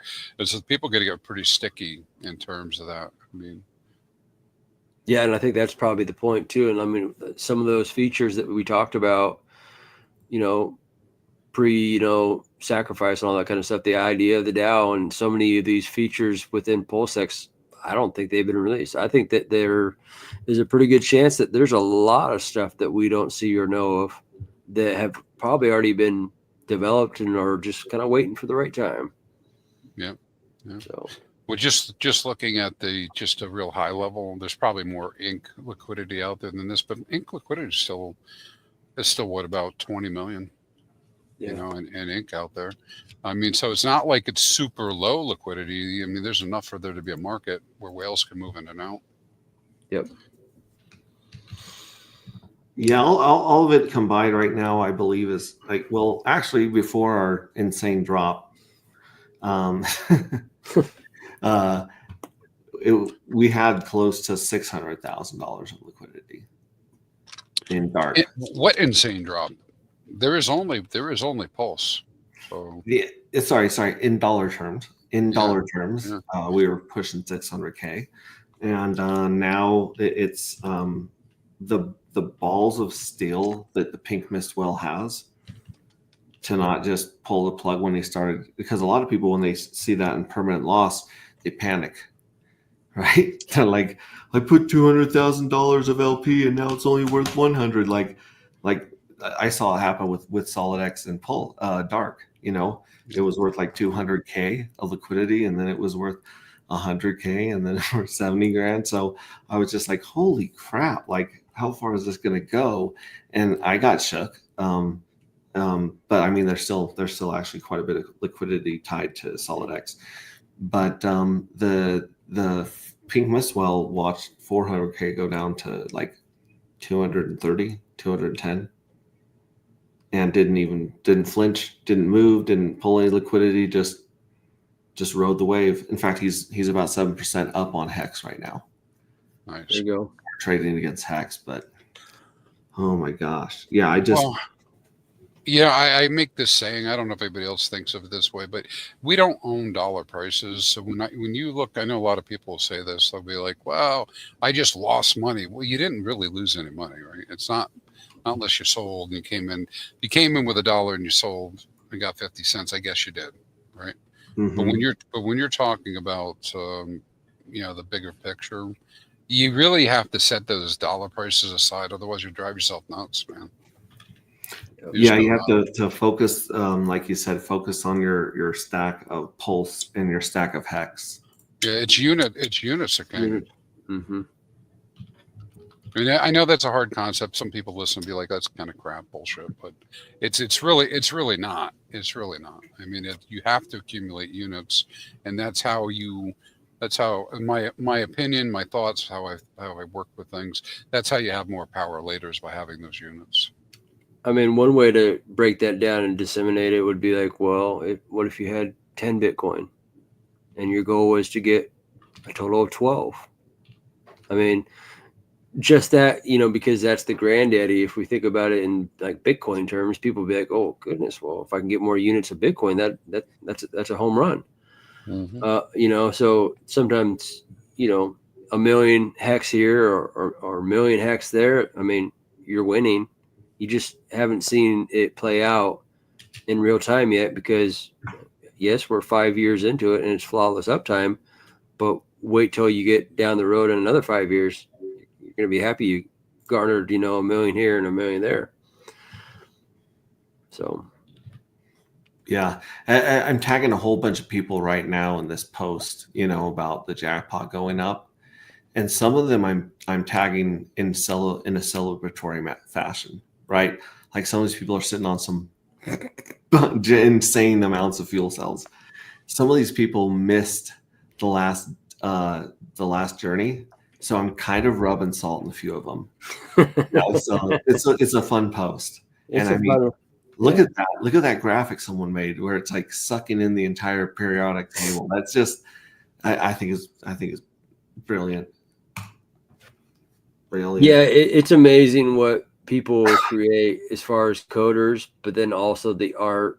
And I know you've seen it, Max, where, you get all kinds of people that have been contributing art. They're in their Telegram, they're doing things that go well beyond, like, you're not paying them any money. They're just vested interest in what you're doing and what you're building, and they just start creating this amazing art. And it kind of humbles you and blows you away what people do out of the goodness of their hearts and minds. And yeah, I know that they want price to go up, and so that there's like that hope for something to become something beyond what it is. But it's amazing the creativity in this community. It really is. We got a question from Rich Sainsbury. Is there a point in staking hex right now if you only have like $1,000 worth, or would yield farm be better?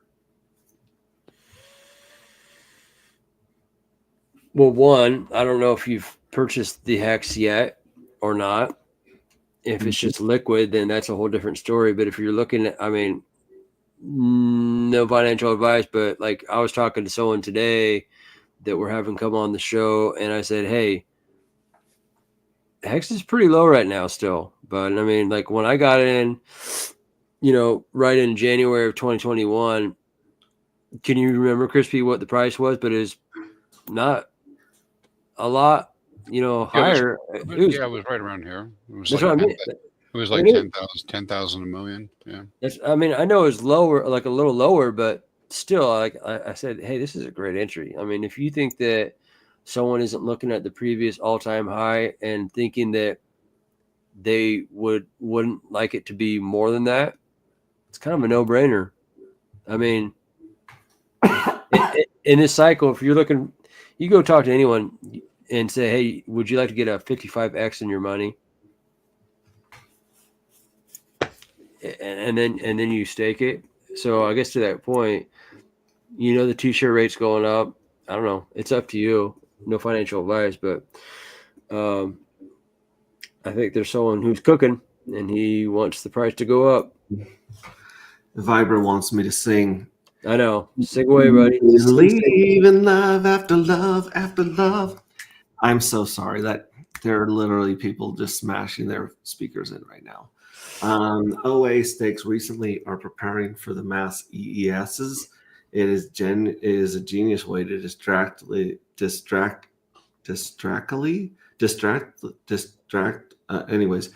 people from the lower the supply and inflation, while saving the long-term stakers over the long run. I like that. Yeah. How much EHEX supply is available? I'll tell you. I don't know the Eight- exact numbers, but it's low. Yeah.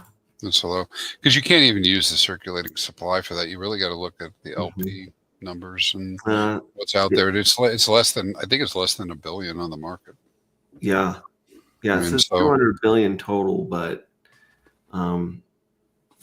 circulating hex. Yeah. Yeah, because circulating just means it's not staked. It's in somebody's Right. wallet somewhere, including potentially the OA. But when you look at what's on the market, that's the key, right? Because there's a lot of hex that is in inactive addresses, like 30% or something of what might be in people's hands that people haven't even been back, right? So I mean, anyways, the thing is yeah, it's not a lot. Yeah. Vibra It's says not- doesn't. Oh, go ahead. No, I was just continuing on. Go ahead. Okay. Didn't this F over super steak? There's rolling steaks for yield chopped in half. In APY, it did, but in APR, I think that it's going to help everyone who holds hex. That's my guess. What do you guys think? Agree. Yeah. And the two of you, I'm gonna grab some dinner here. I got some Good. thumbnails and all kinds of fun stuff that I gotta put together. You love the Work is- thumbnails. Work Thumbnails, is never done. thumbnails and YouTube descriptions and more artwork to make after dinner. So I appreciate both of you guys and your contributions you guys give to the community, and Max, just continue grinding, man. Feel free to come on the open mic tomorrow. Oh yeah, I'll try jumping on that tomorrow if we're not, Whatever you may be doing. Same goes for you, Crispy, but I'd rather have an exclusive with you. Not to say I don't want an exclusive with you, Max. No, you got plenty of Max time. But I know, but you know what I mean. I like the opportunity to have an exclusive hour with you. We're excited about this week, and I know Vibra. We got you coming on next week. We actually have Vibra Finance's wife, She Slays Crypto, Lindsay, coming on. She gets some health and beauty stuff we're going to be talking about. It's a little outside of the crypto sphere, but we support everyone doing positive things in the community, and so that's something that we're excited about. So awesome. And so besides the shit show, where else can people find your stuff and join your Telegram and stuff? Oh yeah, goodness. I suppose I could give out the goodness, the good. I'll just throw it in chat here, I guess. Throw it in chat, and also, where can people find your merch you're putting together? Yeah, you bet. I'll throw that in chat also. Yeah, that's kind of been fun. The WW, I'll throw that in there. The CryptoX swag got all kinds of designers around the globe, adding myself included. But the one thing I've found is I've been hiring a lot of different designers to add to the collection because I'm getting busy. You know what I mean? And so you have to kind of figure, do you want to spend 5-6 hours designing clothes, or are you going to help, have someone else help you out and do that? So the CryptoX swag is cross-chain. It's everything, but you know where my home is. You know what we love. It's Pulse Chain, it's Hex, it's Pulse X. It's all that kind of good stuff. But a lot of that is because of our incentive plan with the affiliate program, where there's people like my friend Joe Perry's or what have you. They're cross-chain. It's also kind of our onboarding opportunity. Like on Wednesday, I got about 4 to 5 women from Base and Solana coming on, and they're all very interested in the narrative that we have for Queen Puyi, because they, the Queens of Crypto, but they're very interested in what Richard's doing in Pulse Chain. And so it kind of falls on us as a community, not only to teach them about the core tokens, but also how to get here, how to get across the bridge, those are things. And I'm excited to collaborate with SJ and Whitney Magic, because it's the women that get to teach these women about the deeper waters of DeFi. You know what I mean? And that's not to take away from anyone from on another chain, but hands down, I would say the women of Hexaco, they understand DeFi on a level that's so in depth. You know what I mean? We've had so many years of experience of everyone teaching us, you know what I mean? So I'm excited about Wednesday's show where all these women get to come on. 2 of them are actually, you know, devs, so they actually are down the path of knowing quite a bit, you know what I mean? So just collaborating with people. Our home's here in Polish Chain, but we're opening the doors to everyone and just trying to create bridges and opportunities for people to come into Polish Chain. Yeah. Very nice. That's great, Awesome. man. Yeah. Enjoy your dinner and your thumbnails. Good luck with those. Yeah. Gotta have fun with it. Thank you for letting me know that people were in the green room by texting me directly, because you're like, he's lost, dude. He's not coming back down out of the forest. Well, you know, that's the beauty of actually like getting to know people in real life. Like, yes. you know, like that's the opportunity to, you know, I know it's not for everyone. And that's the beauty of crypto, is where you could be as private as you want, you guys. And that's the beauty of it. You know, privacy is something you got to fight for. Richard believes in that. We believe in that. But if you get the chance to meet people in real life, well, there's a good chance you might get their phone number and you might go into a deeper relationship with them. And that's helpful, because I know sometimes crypto can be lonely, but it sure is, you know, funner when you have people you trust. Yeah. Shout out to 100%, pulsechaintours.com, Vegas, March 6th through the 9th. Yep. It's going to be a good one. It'll be fun. Just meet more people. For people that can't go, tune in. For people that don't want to go because of privacy, that's your right. And continue to make relationships online, you know, and just, that's a good thing too. You know, that relationships are very important. So thank you guys. Appreciate it. You guys have a great night, and I'll be tuning in just on my phone while I'm cooking up dinner. All right. Enjoy it. We'll see you later. Bye. Casey says RH is clearly guiding people over to V2 liquidity on PulseX. Rewards are fairly decent on the top pools. So yeah, Sure. some hurting. Sure. Mr. Rockchucky says, "Ooh, what about coins like Incognito for earning Inc?" You said I like Incognito, and we actually had Incognito on the stream, and I was so disappointed that Incognito wasn't a privacy token. That like Yeah. Would have been a good name for one, right? Well, Yeah. see, they got the Guy Fawkes mask, and I'm like, oh, this is definitely like a coin mixer or something. And they're like, no, it's alien tech, it's this and that. And I was like, oh, and it just kind of threw me. So I feel bad that, but he did, like, he literally like just machine gun for like 40 minutes about Incognito. So he definitely got a lot of his points and information across. Heck Monkey has fire in the chat. Monkey Facing Reality says, believe. Yes, believe. That's what this is about. Believe in something. Happy Little Trees, he says about the paintings. My evil address won't scrape, or if I do, it just keeps saying I have 50. Okay, so it's not your evil address, Rich. It's the evil address's evil address. So when you scrape, it's not going to show up in your wallet. It's going to show up in the next jackpot. Shell Fox says, true. You can't know, though maybe you would have put that money in Sol, for example, and made a lot more than keeping it in BTC. I think he's referring to you talking about selling the 20,000 hex. Bang Bang Pulse Gang. What's up, Frank White? Good to see you. Hex T Armstrong. So when can I buy a cup of drip coffee on chain? That's a good question. I don't know if it's anytime soon that on-chain transactions are going to be that fast. But you do have things like Venmo and Cash App and Crypto.com that are basically like merchant versions that are connected to crypto, but they're not really on chain. Doug's given us the peace sign.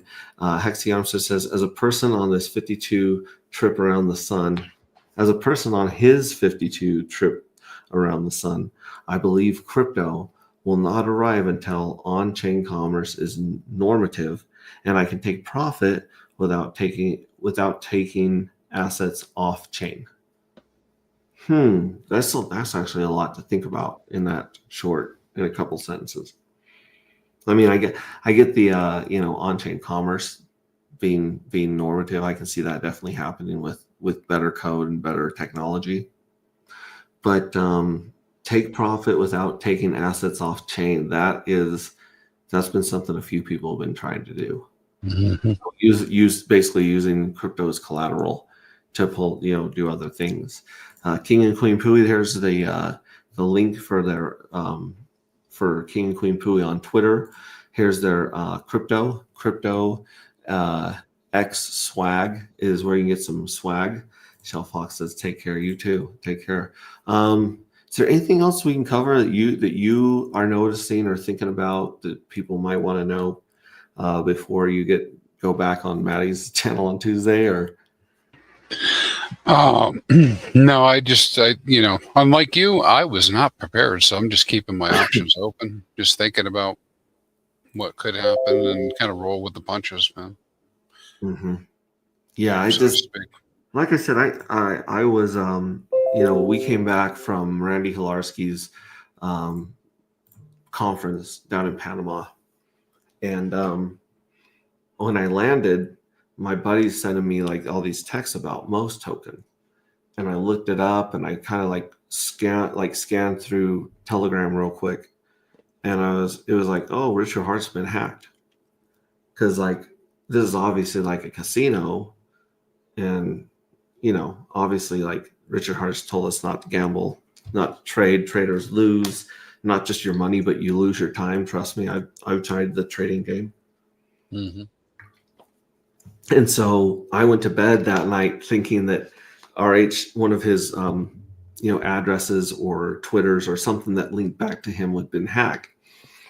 The next day I found out that it hadn't been hacked, and that he did open a casino. And for a day I was kind of like in shock, like, what? Wait, what? Like, because I mean we haven't heard him scream in a while, so it's hard to like get hints from him, so to speak. And the next day, all the air was sucked out of the core tokens and into Pump.Tires. And like, I just felt like betrayed. I felt like there's no heads up. You know what I mean? Like he didn't like give his loyal followers a chance to ride this insane wave, or, to prepare for the price of the cores going down. And so I was like, I felt, left out. I felt betrayed. I was really upset for a couple of days, just because I was just trying to accept what was going on and wrap my head around it and figure out what to do as a founder, what to do as an investor. Like obviously don't chase green candles. It had already gone crazy by then. So I was like, I'm not buying Most. But I did start to look at Pump.Tires, and I did start to, my buddy, he knows who he is. He went click, click, click, and he made the Dragon token. And I was just like, I was furious. I was like, man, I worked so hard on my PRC20 and the ecosystem for years. And this guy goes click, click, click, add a JPEG, and he's a founder. And I was just like, this is ridiculous. This doesn't make any sense. But like I said, we shortly after that, Pink Mist Well added all that liquidity, which was just totally insane. And I was like, I think I found a use for Pump.Tires. So right before stream, we got the domain, we got the name and the picture. We created this cool picture of a sniper riding a pink whale, and then pictures of snipers like in the Hollywood Hills, like taking out people. And I said, we're going to make this token. We're going to see if we can get it to graduate. We did on stream. And I said, I want everyone to send Pink Mist token to the Pink Mist Well's address. And for every 1 million tokens you send to the Pink Mist Well, I'm going to send a J1 fuel cell, or basically a Michael Jordan rookie card. Yeah. And so I've been doing that, and I've been trying to keep up with that. But now people are asking, so if I send 1 million Pink Mist tokens to Pink Mist Well, like, what do I get? So I see where they're coming from, and I'll have to think of a way for when people send, 20 million Pink Mist Well tokens, which I think are like 20 cents or something like that. At first they were asking for dark. They're like, hey, so if I send 1 million Pink Mist tokens, which I think are like $4, do I get a dark? And I was like, that's a damn good deal for you, but not such a great deal for for dark. But I'll think of something. It might be they might receive a J1 NFT as well, because that money's locked for 2 years ish, depending on the price and market and all that jazz. But yeah, that's the whole roller coaster I went through. As far as I'm 90%. Well, no, I was 100% staked for years. Like I did the round trip from 10 cents to 10 cents right back down. So yeah, to me it's like, as long as the price is high when I unstake, I kind of don't care how much APY I get. Does that make sense? Like, because Hex is a penny now. Maximus DAO, which should be trading at a really big premium, is basically the same price as Hex, which doesn't make any sense. There's just so many cool plays to be made. And the HTT and the Magic Carpet Ride pools, like, there's so many ways to catch up on T-shares right now. And trust me when I say you don't have enough dark, you don't have enough fuel cells, and you do not have enough T-shares. You don't. And you don't have enough, what was it, Carpe Diem shares. You don't have enough Carpe Diem shares. I don't know if you've looked into Carpe Diem, but I love what he put together over there. And that's the guy in chat, Sealy. Yeah. I looked at his stuff. He's a smart dude. He saw some of the stuff that we haven't told anybody about. Some of our surprises. He's just like, hey, does this do what this does? What I think it does? And we're like, shh, quiet. Don't tell anybody. Don't tell anybody. We got some surprises. We got some tricks up our sleeves. Like you ain't seen nothing yet in anti-gravity dark matter. Like, okay, yeah, you've seen the evil address gets hacked, and that's pretty fucking cool. But yeah, there's more stuff I've been hinting about. That was the best part about watching Richard Hart streams back in the day. 5 hours, 8 hours, 3-hour streams, where you just sat there and you listened for any little nugget, any little hint, and if you were listening to Richard Hart back in the days when Hex was coming of age, you did very, very well. You gotta look for the head twist, right?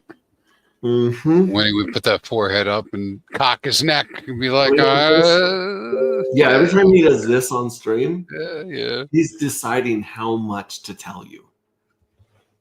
Yeah. So, anyways, Fun so ride. Obviously you guys follow Crispy Man at Hexfire.io. Go check out his charts at hexfire.io.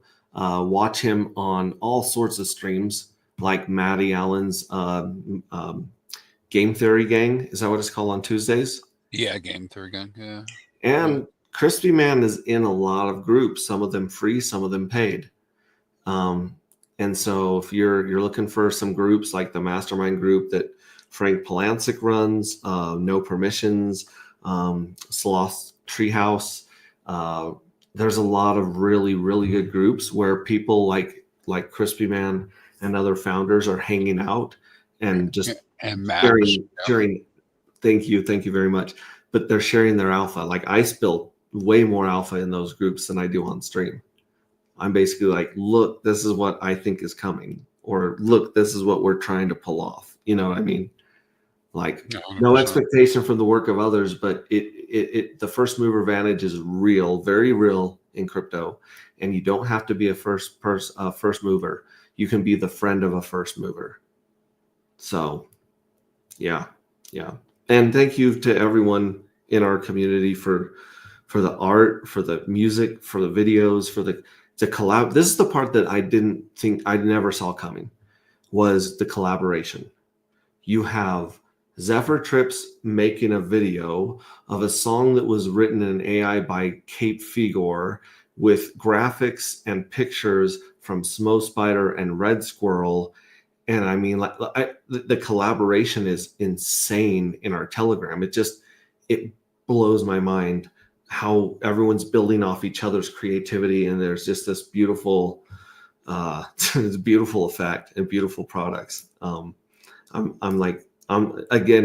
Richard Hart says the thing he's most proud about is his community, I get it.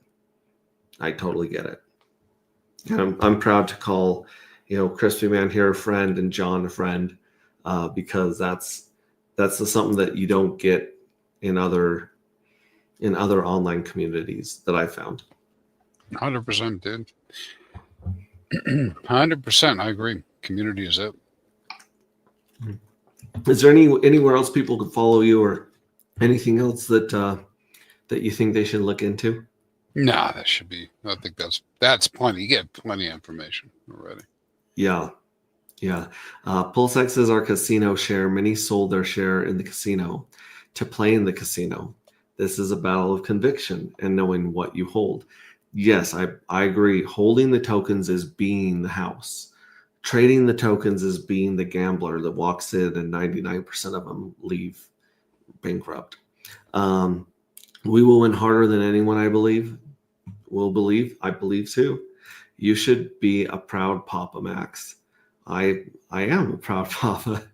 Very proud of this community and of my actual kids that I have. But thank you very much. Other than that, like I said, shout out to Randy Larsky. No Permissions.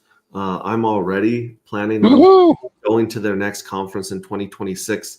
It was absolutely wonderful. We got to hang out with the Actuator guys, with the Gelato guys. I was hoping that Firewell would show up and I could shine his shoes and tell him a story about dark matter to get him more into it. But he didn't. He was on vacation. Like, I guess billionaires go on vacation a lot. I don't know. I don't know what it's like. But yeah, he was on vacation. He didn't show. But the people that did show, I mean, Triplet Dad, dude, you want to sit down with someone who peeks behind the curtain of the Wizard of Oz?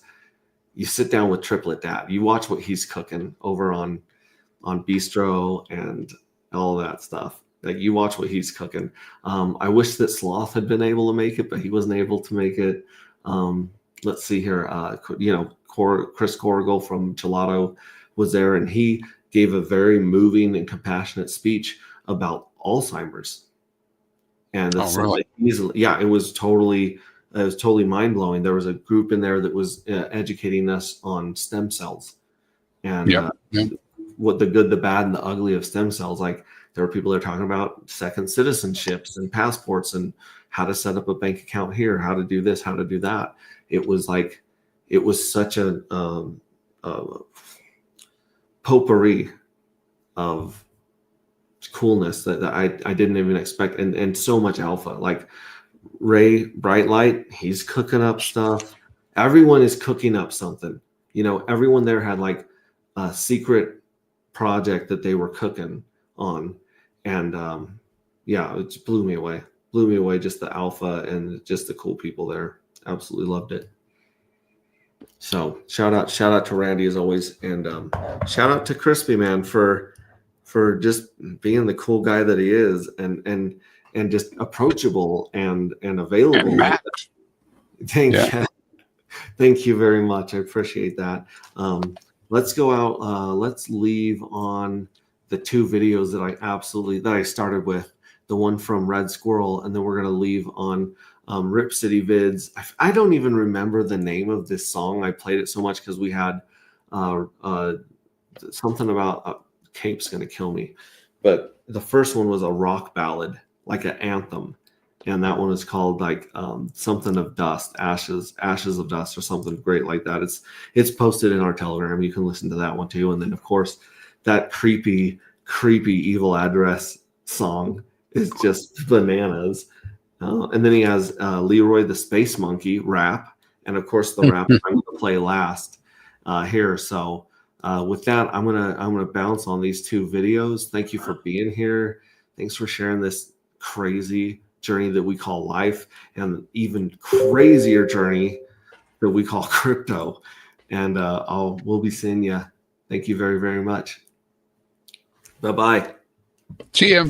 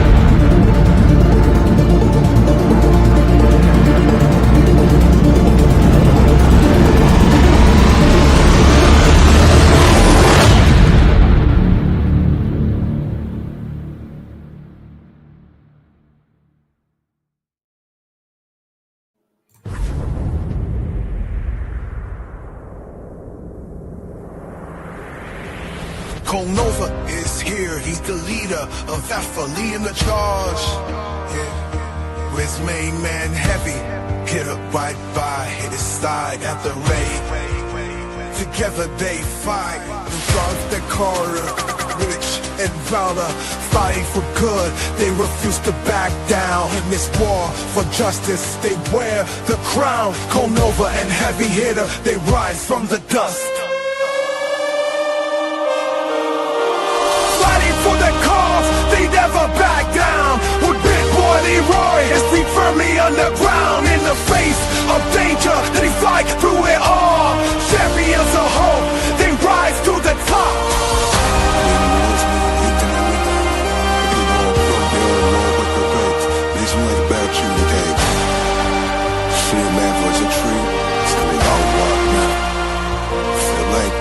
Through shadows of doubt, they light up the way. With power and purpose, they seize every day. Their enemy tremble in the dark. Cole Nova and Heavy Hitter, our heroes embark in the big galaxy that's covered by night. They bring the fire and ammunition to ignite. For it's Alpha they serve, their honor was true. Cole Nova and Heavy Hitter, they rise from the dust.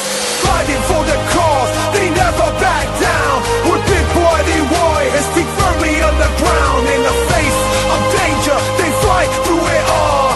Champions of hope, they rise to the top. For every shadow, they bring the light.